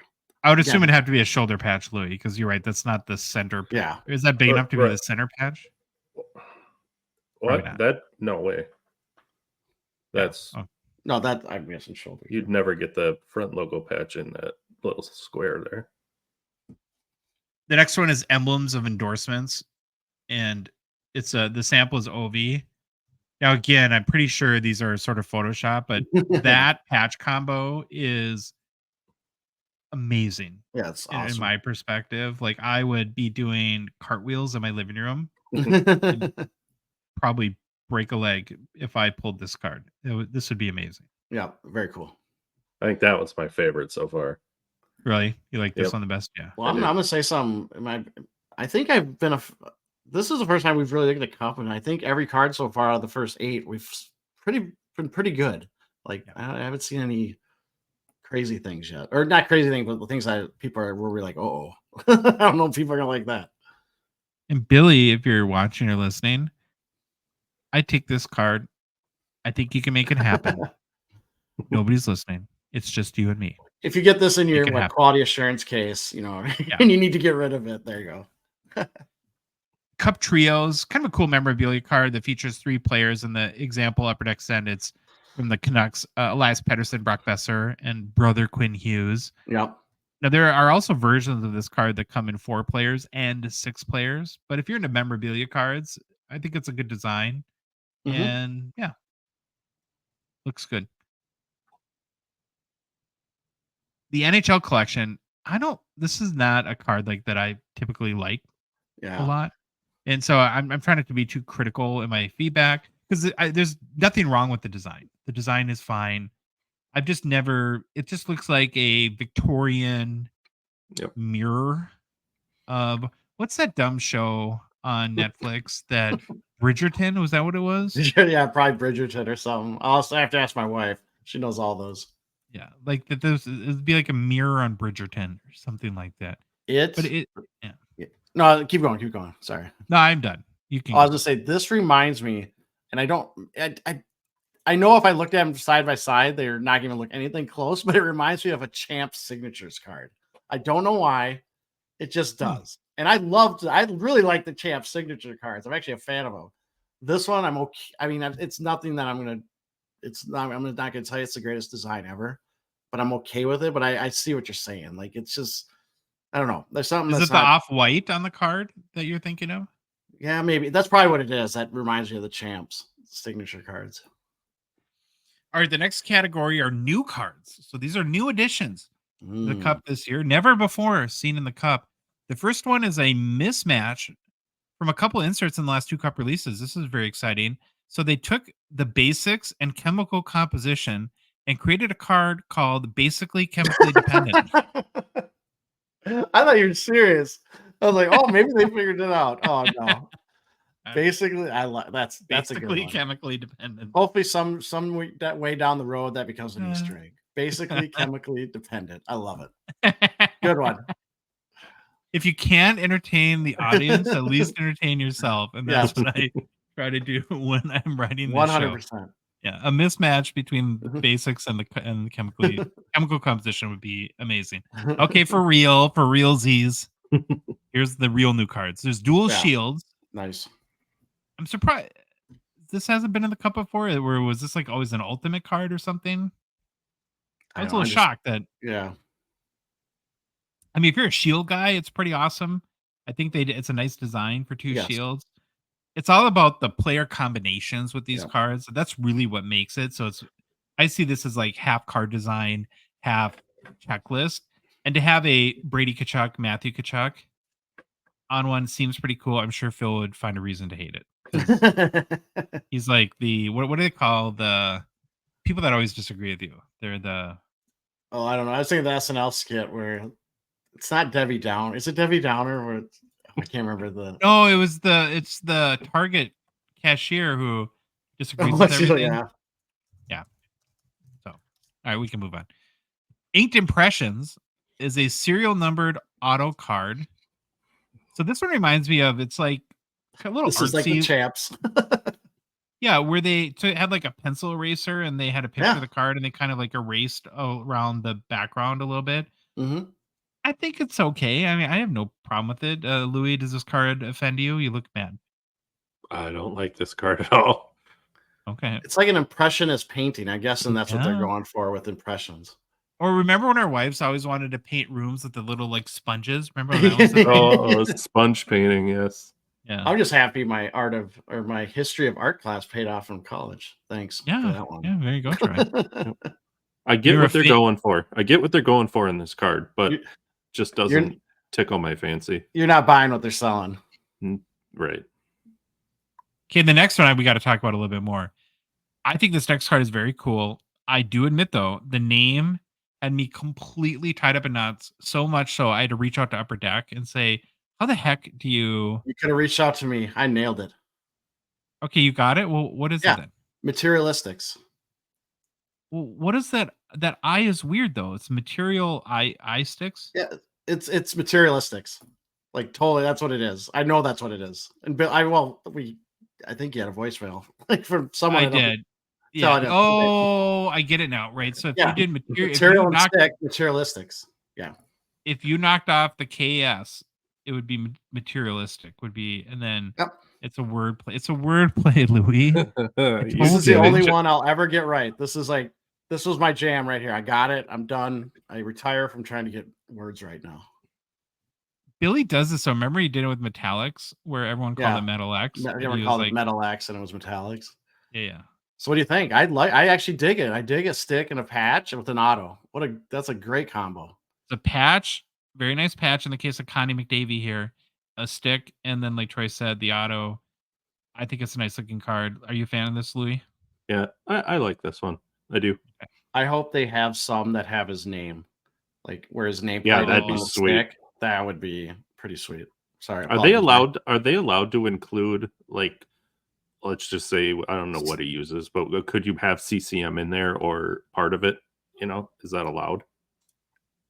I think so. Yeah, they can use any part of the stick. Yeah, I think so too. Not 100% sure. Maybe someone knows can tell us, or add that to our list of questions we need to remember to ask. So is this a napkin stick then?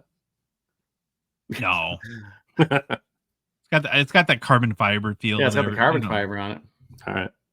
Then there's one more new one. It's called the Expanded Materials Autos. Very, very nice looking card. Here's my question on this one. And it's not just about this card. It's a number of subsets in the cup in general. I don't understand the difference between a lot of the patch autos. Like, what are they just looking for more patch autos? So they come up with new, like, how does this fit with limited logos or the NHL collection? Or it's like, I'm a big like purpose of existence guy, and I don't understand the purpose of existence. To me, expanded means left to right. It's expansive. And this, I was just looking at the other ones. The other ones are usually squares or smaller. I think with expanded, they're saying you get a wider breadth of the patch. I could be totally wrong, but that's what it looks like to me, and that's where I think it fits in. You're bringing the heat, Troy. You're bringing the heat. Well, I'm not tired. I'm usually tired. You like this card, Louis? Yeah, it's fine. Yeah, just a patch auto. Ringing endorsement. Just another patch auto. All right, Troy, here's coming. Okay. That was another Baba Louie Hobby hot take.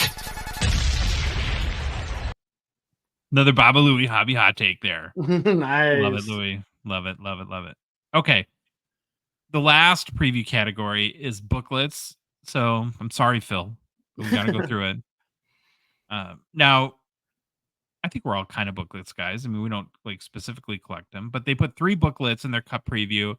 There's some interesting ones here too that I think we'll have some good conversation around.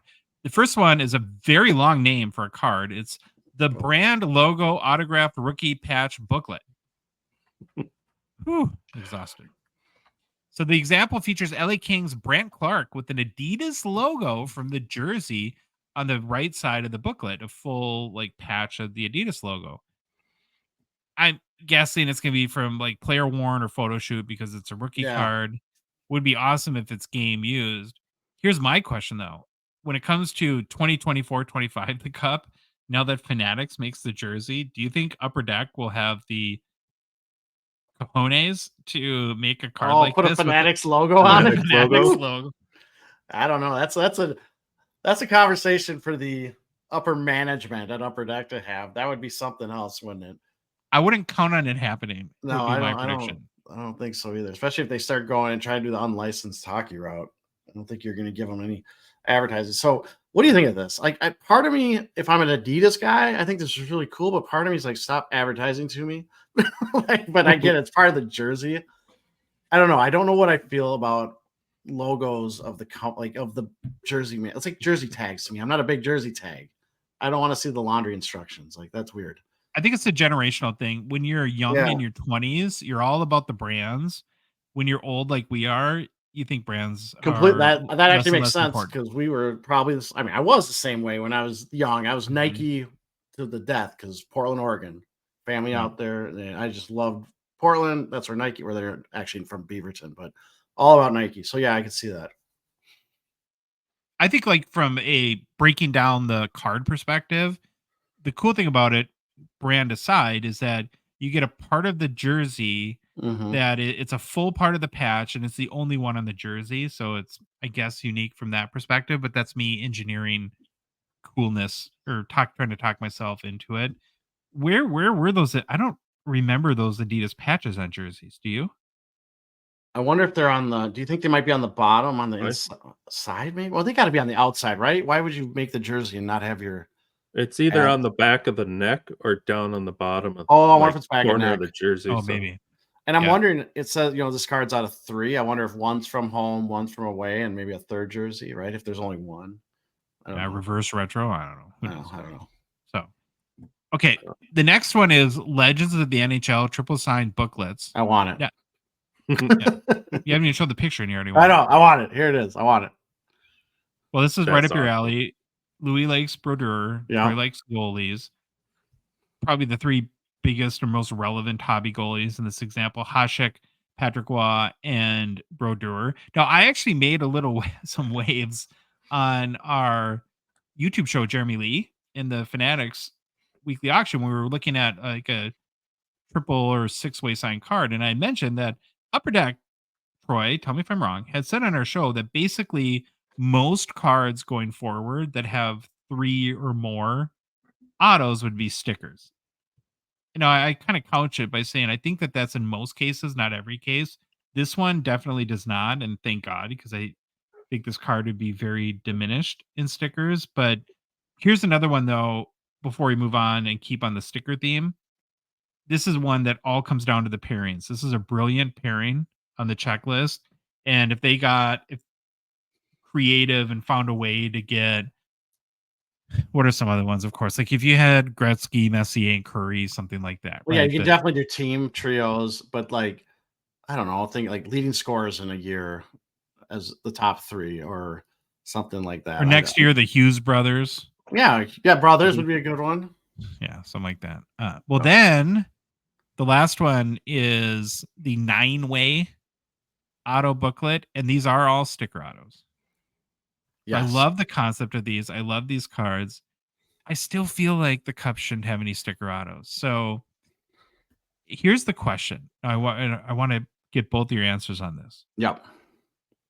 As I was thinking of, if this is the only way to do it, is it better to have it in the cup with stickers or not at all?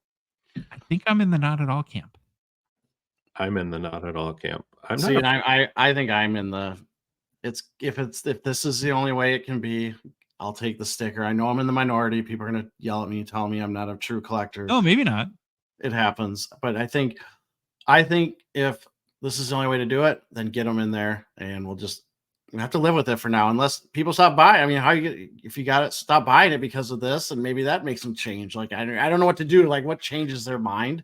Enough negative feedback. I'm with you. I'd rather have these be on card autos, but if they have to be stickers, I can live with it. Now, I don't know what your opinion is of this card, but like when I first saw it, I usually like these 9 signature books, but something was like when I first looked at this, something was really like off with me. Like I couldn't put my finger on it, and then I realized what it is. You don't see any logos, and I almost think it looks like a Leaf card. Yeah. I finally placed it. The only logo I actually found, I think, is that Rob Blake, top right. Yeah, Rob Blake's. I can see it. There's probably a Kings on his helmet, but the rest of them, there's maybe a Blackhawk on Chelios's helmet. You can barely see, but it's like I couldn't see any logos on the front of their helmets, and to me, it almost looks like an unlicensed hockey card, and was kind of weird. I need to get that's why I don't like it as much either. Sorry, Josh. I knew there was something. I'm not a fan of a gazillion autos on a card, but there was something standing out in this one, and I couldn't put my finger on it. But good job, Troy. Good eye on that. That's what just like popped in my head. What I was going to say too is, for me, I need to feel that there's a theme, and other than the fact that these are all defensemen, I don't understand the theme of this card. I think you just answered your question, right? I'll defenseman. Yeah, but it's not enough of a theme for me. Okay. Right? If it's like Russian greats or something like that, then I get it. I'm not trying to poo-poo it too much. I'm just. I was gonna say, are they all Canadian? But no, then Yossi is not. Is Blake American? I thought he might be American. Yeah. Okay. Overall thoughts, and then we'll get into pre-sale pricing. Well, Blake is not American. Sorry. Okay. I get yelled at. In looking at all these examples and all these previews, I definitely feel like there's an overarching design theme. Yeah. And if you remember, that's one of the big criticisms that Mitch Grotman has had in our Cup Masterclass, specifically about the last 2 years in 2020 and 21, where he felt like that the design theme was a little all over the place from card to card. And so like thematically, I think that these really fit well together. And I kind of see that. And now I guess I have a greater appreciation for the point that Mitch was making in that. The other thing that kind of stood out to me, and again, this isn't every design, it's only 16 of them. It seems pretty safe from a design perspective. This is a Billy set, and I love Billy sets, but Billy he just can't help himself. And again, this is not a criticism. I actually like this about him, that he has to try something weird. Yeah. In everything he does. So I'm kind of still expecting that curveball, that kind of like chemical composition type card or basics, or, and again, not that it won't work, but something that's a little off the wall for Cup, where it seems like, at least in the preview to me, that they were very careful to sort of do the brand safe version of the kind of the Cup preview, or maybe it's a little toned down this year, but yeah, all the designs feel very Cuppish to me. So, and I like them. And so I think overall they did a good job. We'll start with you, Troy. What's your opinion? I think it looks great. There's obviously a couple that, didn't hit with me, but that will be every set released from now till the end of time. But I do think that it is, if these 16, is that what it was? 16 designs. Yeah. I think it looks great. I think they've done they did a really nice job with the previous stuff. Obviously there'll be cards that we didn't see, but from now I'm pretty excited about seeing it. I'm not excited about the next part. Yeah. Louis, what do you think of the designs? I thought they did a great job. I like them. I'm not a gold fan, so okay, I won't be chasing those. Well, I won't be chasing any of them, but I wouldn't be going after those low numbers. But out of all of them, there's only 3 that I didn't really like, so that's pretty dang good. Wait, did you say you're not a gold, like the color gold? Yeah, you don't like the gold colors? Don't turn around because the wall behind you is. I just kicked him. Nah, I just kidding, Louis. It's funny because I like every time on this show we're like, oh, we love gold. Finally, we got someone that doesn't like gold. Can't stand it. I do. Like I said, don't turn around and look behind you, because on the screen your wall looks pretty gold. Does it? So, yeah. I know it's more like brownish, but it is. I love it. Okay, we got to talk about price now, because pre-sale prices popped up here in the U.S. David Adams, you can pre-order a tin of 2022-23 the Cup for $930 US. So let's give a little context here. Yeah. For reference, 2021-22 the Cup, again, that came out last December. debuted at $1,100 US. So this is $170 less expensive at presale. Now, though, you can get that same tin of 2021 the Cup for $825. And going back a year further than that, with our boy Kirill the Thrill, 2020 the Cup debuted at $1,255 US. Now sells for about $850. So Troy, what do you think about the $930 price? You think it's fair? You think still think it's too high? I think Where it's are too you? high. I think it's too high because what do we always complain about with 22, 23, right? The rookie class. This is the down rookie class. I can't give away the product, the normal product. I think it's high, but in the Waxstat interview, kind of what Allan said, he goes, "You think stuff's going to come down? It's not." He's like, they're going to use this pricing, like keep it propped up and see how long they can ride it. So, not a fan, but it's what it is. Basically, $155 a card. Louis, you in? How many tins you buying? Cases, tins? What are you at? I don't know how many I'm going to buy because even at $930, it puts me over $1,000 after I scan it. I love it. Yeah. Everybody maybe this will be the product joke. Upper Deck. Well, maybe Upper Deck puts the metal piece in there. This is the product. They're going to put the metal bar in there so it screws up the CAT scan. They should have one of those like ink things like that spoil money. Where if you try to scan the box, it triggers the radiation that triggers it. There you wrecks go. the cards. Yeah. All right. Yeah. Well. Oh, what was the date? What's the date on that? Are they giving September 18th? Oh, is what they're showing. That'd be pretty quick. It would be quick. That means that things are boxed up on their way, or they're probably already here, right? From the Italy. All right. This is a very big moment for me. I need to focus. Need everyone to let me get into my zone. Because we have to make a mention for Gongshow partner and sponsor Fanatics Collect. There you go. Did it. I did it. I have not been able. I have said every other sponsor name possible besides Fanatics Collect during the segment for about 4 straight shows. So I'm very proud of myself right now. Thank you, Fanatics Collect, for sponsoring our show. And a reminder, Fanatics Fest starts today in the Big Apple at Javits Center. Do you think the hobby is going to notice we're not there, Troy? Doubt it. I don't know if you guys have seen, Michael Rubin's been everywhere promoting the event. So there's pictures at Times Square. All the digital ads are Fanatics Fest. Rubin was on Good Morning America talking about Fanatics Fest. Yeah, I mean, the guy is a promoter. Like, he will go out and sell his stuff. That's for sure. If you're missing out like us and not at Fanatics Fest, well, don't worry. Fanatics Collect has the August premiere auction that can help occupy our time.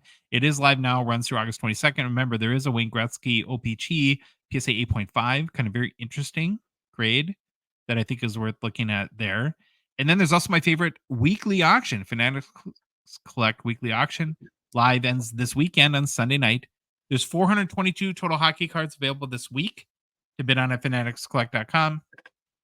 And you'll see in our previews too, if you've ever desired or have need of any of the iconic 1911 C55 card set, the second hockey set ever produced, this could be an auction for you. A total of 46 of those in SGC grades are in the current weekly auction. But Troy, Baba Louie, and myself, we've studied the auction intently. We've each picked out a favorite vintage of modern card, and we're going to share and highlight those now.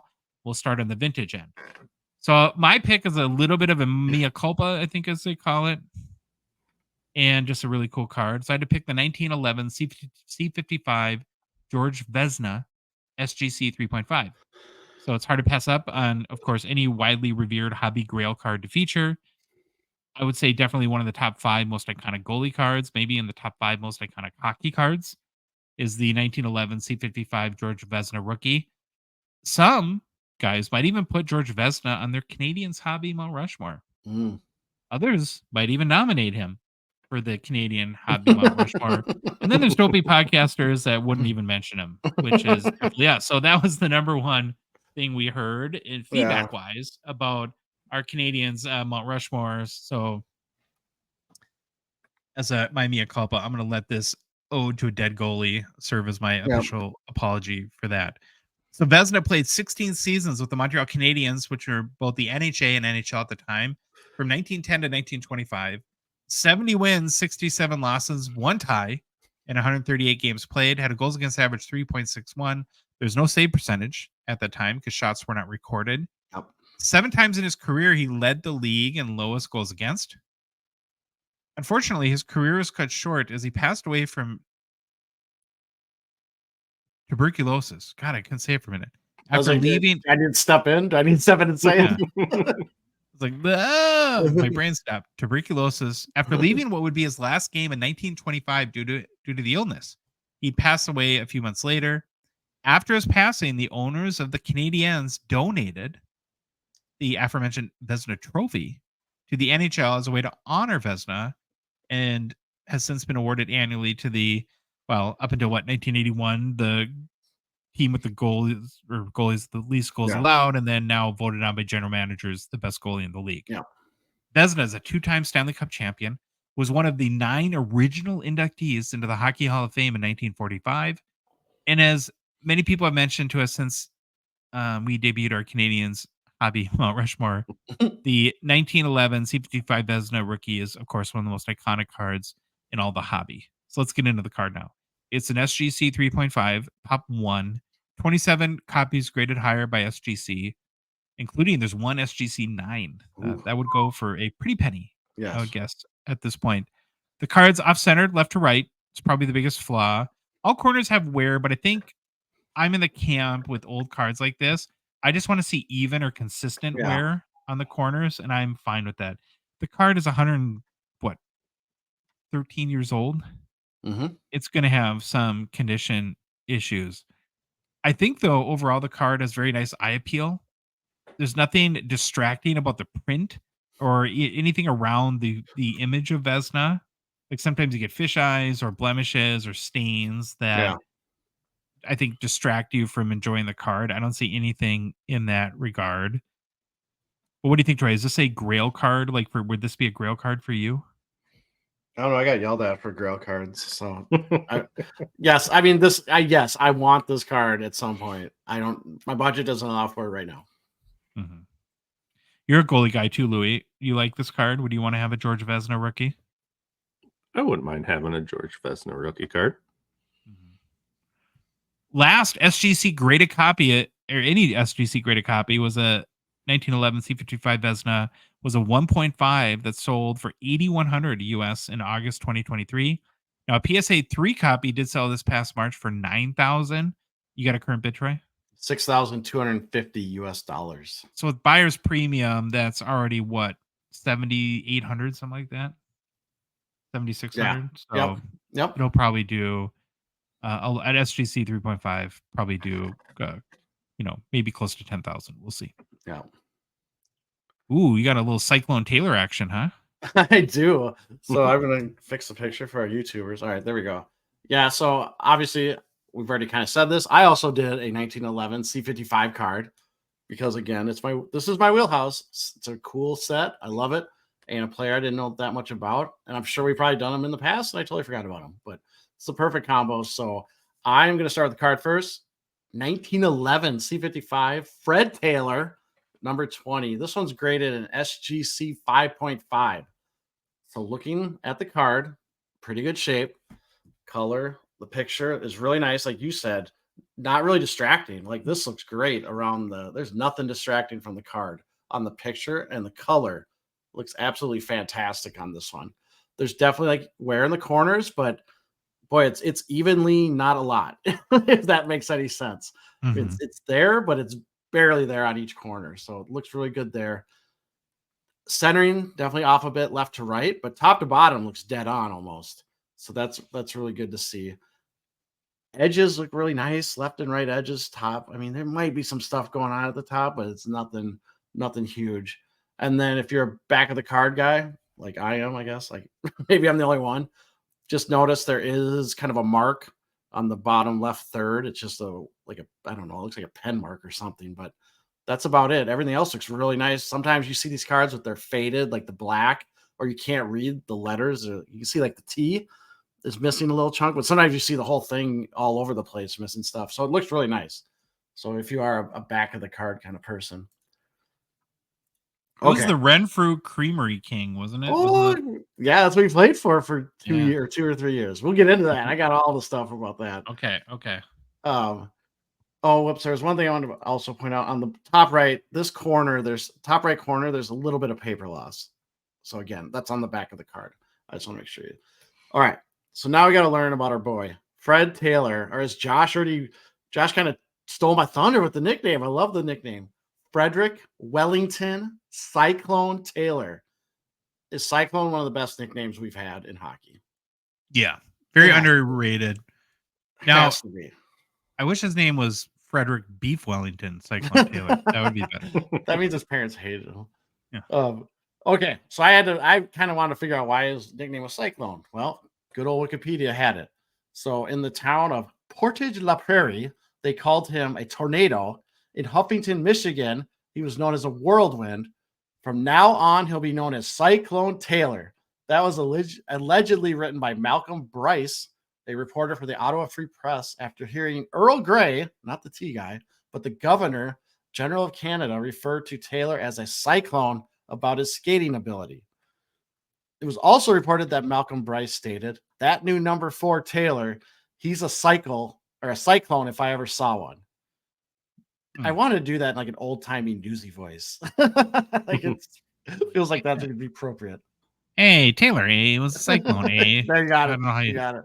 Now, what is a cyclone? Is that a tornado at sea? Is that what a cyclone is? I thought yeah, it might be.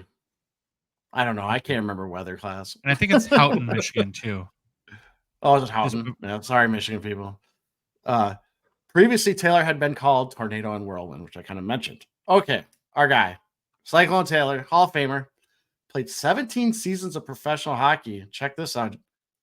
Played with Portage La Prairie of the Manitoba Hockey League, Portage Lakes of the International Professional Hockey League, the Ottawa Senators of the Eastern Canadian Hockey Association, Pittsburgh Athletic Club of the Western Pennsylvania Hockey League, Josh's favorite Renfrew Creamery Kings of the National Hockey Association, and everyone's favorite, the Vancouver Millionaires of the Pacific Coast Hockey Association. His NHA stats, 22 goals, 0 assists, because they didn't track it. Or they did, but all those guys you see have like 2, 3, 6, not a lot. 22 points in 29 games played. In the PCHA, he had 159 goals, 104 assists, 263 points in 130 games played.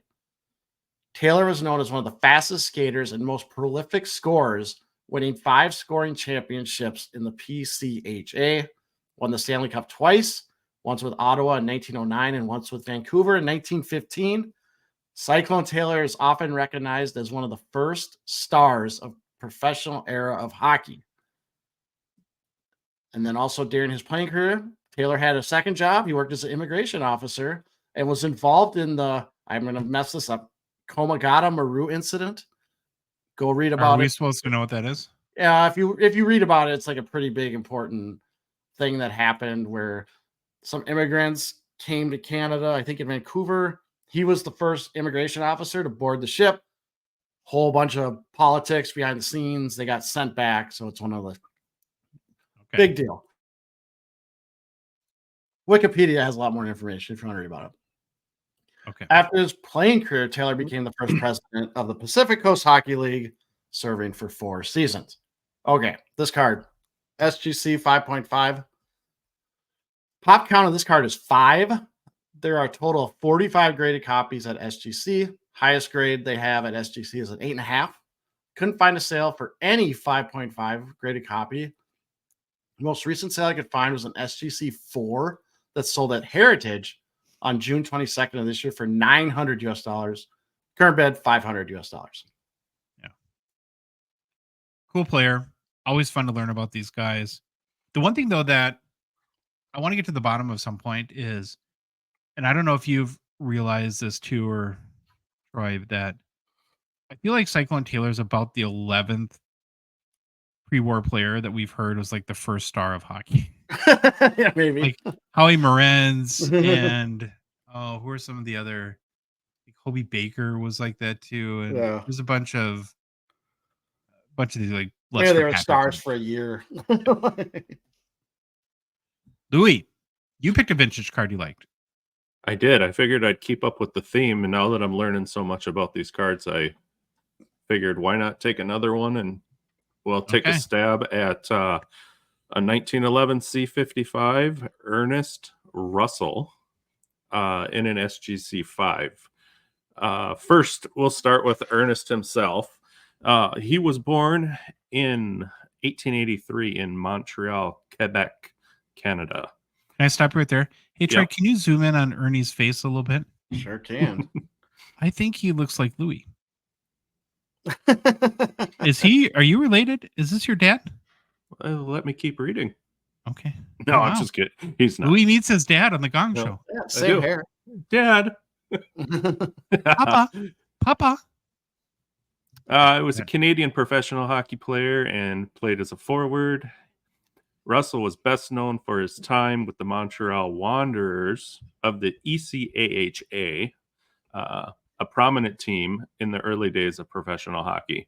He won multiple Stanley Cups with the Wanderers, 1906, 1907, 1908, missed out in 1909 to Troy's Fred Taylor, and then won again in 1910. In his first season with the club, with the Wanderers, when they won the Cup, after defeating the Senators. Now, this is goofy to me. I don't know if you guys saw any of this stuff in your stats when you were looking stuff up. They said they defeated the Ottawa Senators 12-10. Yeah. So they played 2 games, combined the scores. The first game they won 9-1, and then the second game they lost 9-3. But they still, adding those 2 games up, won 12-10. Yeah. So, like the early Stanley Cup, sometimes it was just one game. That's all. It was just one game play for it, and then the rules were a little different back then. Yeah. Anywho, in that 1906 Stanley Cup, Russell did score the first 4 goals in that first game. Oh wow! In the following season, in that same season, he also led the ECAHA in scoring with what I thought was nuts: 43 goals in 9 games. Connor Bedard can't do that. Yeah, Connor, what's up with that? During this era, the Wanderers were one of the dominant teams in hockey. Russell was considered a highly skilled player and was known for his scoring ability, contributing significantly to his team's success. And also one of the first stars of professional hockey. Yeah. I think I want a Wanderers jersey. Louis is trying so dang hard to try to get through this, and we're just going to torpedo him every single which way possible. I can't stop thinking of random stuff I want to say. Louis is going to have a breakdown by the time this is over. I'm just getting through all the facts here. Now you know what Josh feels like, because you can tell I interrupt everyone all the time, and so. I don't mind interruptions. Keep throwing them in there. The Ottawa Citizen said in March of 1908, giving brief outlooks on the players and the Montreal Wanderers, noted that Russell's value to his team had been his scoring, and also pointed out that right in front of the net, he's the most dangerous forward in the game. So they just asked one citizen, and that's what he said? The Ottawa Citizen. That's a newspaper. I don't. Do you want me to boot him? Do I boot him, Louis? Hey, we need like a show penalty box. If you're too much of a knucklehead, you get thrown in the penalty box. Here, I'll say it for you. There was one citizen in Ottawa that said, Russell ended up retiring after the 13-14 season, in which the Wanderers had been now in the NHA for the previous 4 seasons, so that the National Hockey Association that formed in 1910. He was inducted into the Hall of Fame in 1965. Unfortunately, it was 2 years after his death in 1963. Okay. I made some notes here. Like I said before, how I'm getting into these C55 era cards, I have a lot more respect for these cards now and the players in this era. A lot of these players, reading stuff about them, they did a lot of other sports at the same time. If I remember right, Russell played football. Oh, yeah. And it was good for that. I know he was out one season because there were some contractual issues where when they switched to the NHA, they didn't want to allow him to play both sports, so he took 1 year of hockey off and played football. Onto the card, I think for as old as these cards are, this one's in great condition for a 5. Dare I say it's almost in better condition than my 5. The 5.5 and the corners, the centering, hobby drama. Yeah, this looks in really nice condition. I mean, maybe the lips. There's some color stuff on the left here. There's some. Yeah, something going on with the lips. Going on with the lips. Louis, were you kissing this card? Were you trying to kiss your dad? Louis, you don't kiss your dad on the lips, buddy. That's not. A little weird. Yeah, but on the front, like that stain probably was the biggest issue that I saw. The back of the card, I didn't send you a picture of it, but there was nothing wrong. The back was pretty spot on.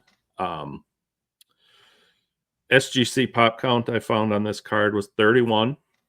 Okay. The highest grade SGC in an SGC was 8.5. Total, there's a total of 4 copies graded at the SGC 5 level. And then digging around, the last sale I could find of a 5 was December 2023 for $355. And right now, if you want to jump on it, it's sitting at $28. Where did you dig to find the prices? Your backyard? Yep. With gold. With gold. Gold. No, don't look around.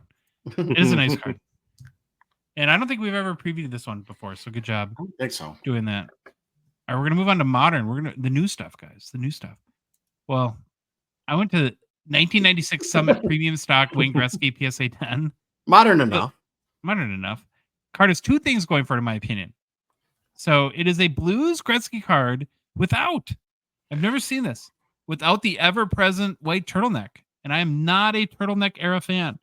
So That's the blue turtleneck, though. Yeah, it's like a half turtleneck. It's a half. That is kind of. It's like rolled down. Like he must have got made fun of, and he was embarrassed, so he put it down a little.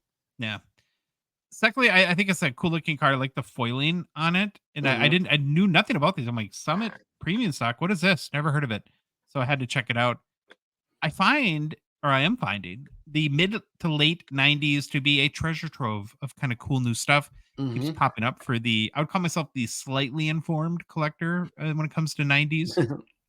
A big fan of the rainbow foiling on the card. Wayne looks very focused. I think when he does have like the sort of older man, he's near the end at this time, and he's got the sweat coming off the nose thing. So yeah, there's that. It's a side profile of him, looks very focused, like I said. There's the nice addition. I like the gold foiling of the Rangers logo in the lower right corner. The background, though, is a little bit strange. Cool. It's either a fishing net, a prison style fence, or like a hockey or a basketball hoop net. I don't know what's going on in the background, but yeah, it's something. It's something. Man, it almost looks like it's a net. It's hockey net. Now, do you talk about this? I just wiped my screen trying to get the hair off. You see that? I sitting there was hitting my screen. Oh yeah, it's on the picture. It might be in the case. I'm guessing like it's somehow a hair got in there. You see, he's got like drippy sweat from the nose. Yeah. Zoom in, Troy. You see that? Oh, it's drippy nose. Drippy. He's got old man drippy nose. Oh, hold on. I'm getting there. Oh, he does. Yeah. Yeah. Very exciting. I even found some other like sale photos and like eBay and stuff like that or Card Ladder that showed the different effects of the foiling in hand and different lighting, and looks very cool. This might be the only Gretzky turtleneck era card that I like. I'm serious. Like I would be into this card, even though it's got the drippy nose and the weird net stuff happening, but I still kind of like it. So PSA 10 is pop 14. Last sale of a 1996 Summit Wayne Gretzky premium stock, PSA 10 was in May for $91 US. Okay. Top 14, $91. All-time high, just $132 US in the Fanatics Collect Weekly Auction in March 2023. You got a current bid? $21 US. Go buy. I mean, it's not the first Gretzky card I'd buy, but I would dig this, I think. No, that's cool. Your turn, Troy. You're up, buddy. Yeah. Everyone bow to this card. Look at this thing. I didn't even know about this card. So Okay. I'm running it. I don't know why this show, I've said this a million times. I'm running into the ground, but obviously it's a card I've never seen in my life and I didn't know anything about it. So I'm going to do that. Yep. And it is a 1995 Signature Rookies Miracle on Ice Jim Craig auto out of 2000 PSA DNA authenticated. It has a PSA pop of 1 with just 1 graded higher. Okay, I have to take a step back now. As I understand it, it's an authenticated card without a grade. How can it have 1 graded higher? Well, to have a grade, like a PSA 1 would be graded higher, right? Or no? I'm assuming. So here's what I did. I am so confused by what this means. So I went to the PSA pop report and I went to the certified items. Now, explain this to me. There's 3-row listings for a Signature Rookies Miracle on Ice card. 3 of them. What? I don't know what the difference is between these 3. Now I see 1 here that's authenticated, and then there's a PSA 7. So I'm assuming that's this card is the one authenticated. I'm just so confused. It's like in micro font on my screen right now, so I can't see it. Yeah. But it could be an unsolved hobby mystery. Yeah, someone tell me, just because I'm not a grader or I'm not a grading person. I don't look at the reports all the time. I know how to get a pop count. This one drives me nuts. So I couldn't, whatever. That is what it is. But I wanted to find out about the set because I didn't know anything about it. So I went gleaning through the internet and I found a forum post from a while ago that actually looked like they knew what they're talking about.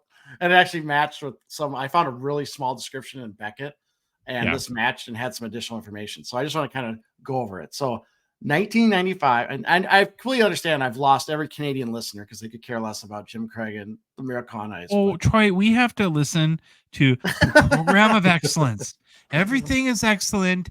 Triple gold, triple Canada everything. Cup, Summit Series. 75 junior gold medals, 35 senior, junior, double junior, junior, Canada, Team Canada, the Maple Leaf. We love Canada. We can do one stupid segment on the program of mediocrity. Yeah, we do love you, Canada. You're our number 1 listening country, so we love you. All right. Yeah, right. 1995 Signature Rookies, Miracle on Ice. Okay, autograph set, 43 cards, each individually numbered to 2,000. Okay. 2 for each player, 2 for assistant coach Craig Patrick, and 1 for Herb Brooks. And then I'm trying to get, I don't want to say, he's like, beautiful tribute set. It's like corporate speak. Gold medal winning U.S. Olympic hockey team. In total, there are 50 cards in the base set. Again, 2 for each player, 2 for each coach, 5 action shots, 1 checklist. Base cards were stamped 1 of 24,000. So I've never seen a number that high. That would be the highest one I've seen. These cards are also issued as complete sets in 2 forms: a gold medal box set numbered to 9,999 and a commemorative box set in blue individually numbered to 1980. I really don't think Signature Rookies, which was the company, kind of knew it. It seemed like they were all over the board. Company didn't last long. It's owned by Score. Went out of filed bankruptcy in the late 90s. So again, it's just kind of a mess of what these cards are. So out of the 2,000, which this one is, the autograph cards, not all of them were delivered in time and had to be issued as redemptions. And it sounds like the Herb Brooks was one of those. So we love Herb Brooks. He's from Minnesota. I think he's from St. Paul. He has a card that he refused to autograph because it incorrectly listed him as a member of the 60 Olympic hockey team, which he wasn't. He was the last player cut from that team. And if you watch the movie Miracle, you learn it's a big part of that. Yeah. Yeah.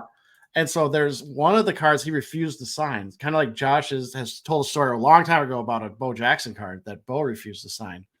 But yeah, so it's very interesting. So there's this kind of like a hobby mystery on if this card's out there, if it's not, a whole bunch of stuff. I know that was a lot, but here we go. Let's look at the card itself.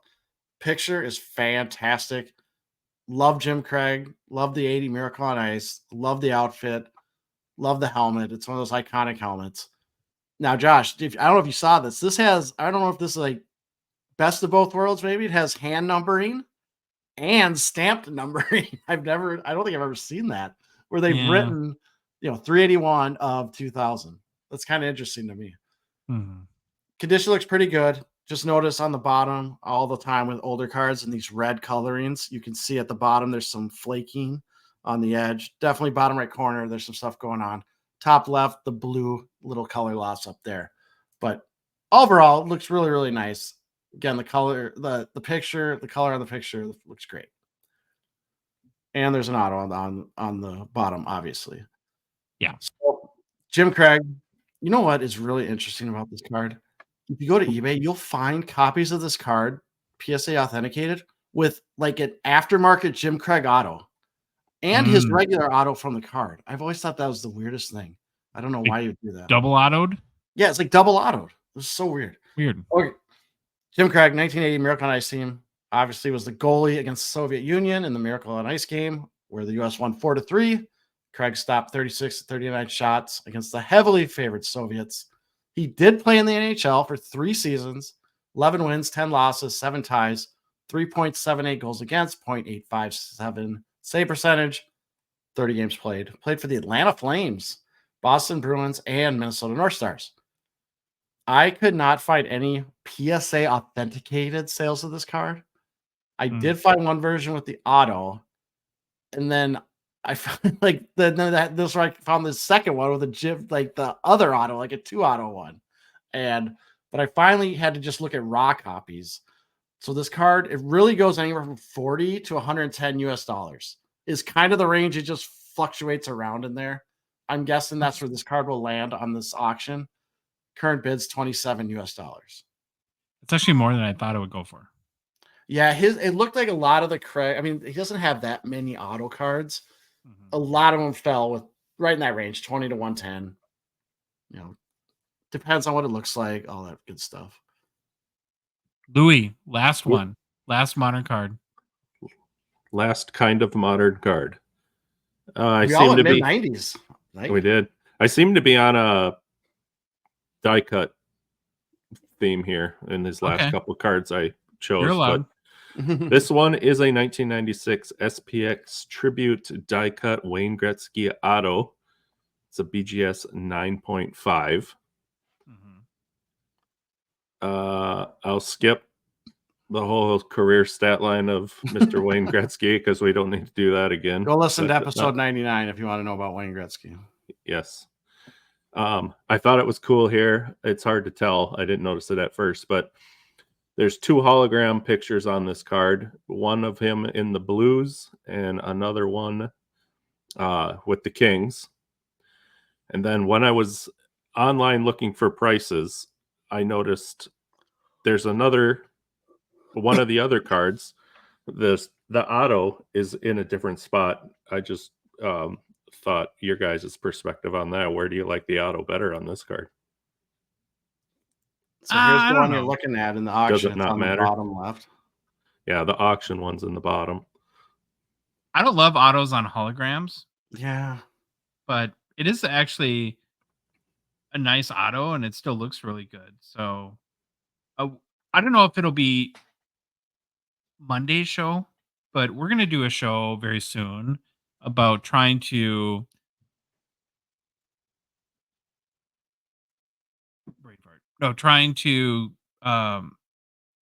sort out the 800 million options of Gretzky auto cards. I'm so lost when it comes to there's just so many of them. I don't know what to do. Right.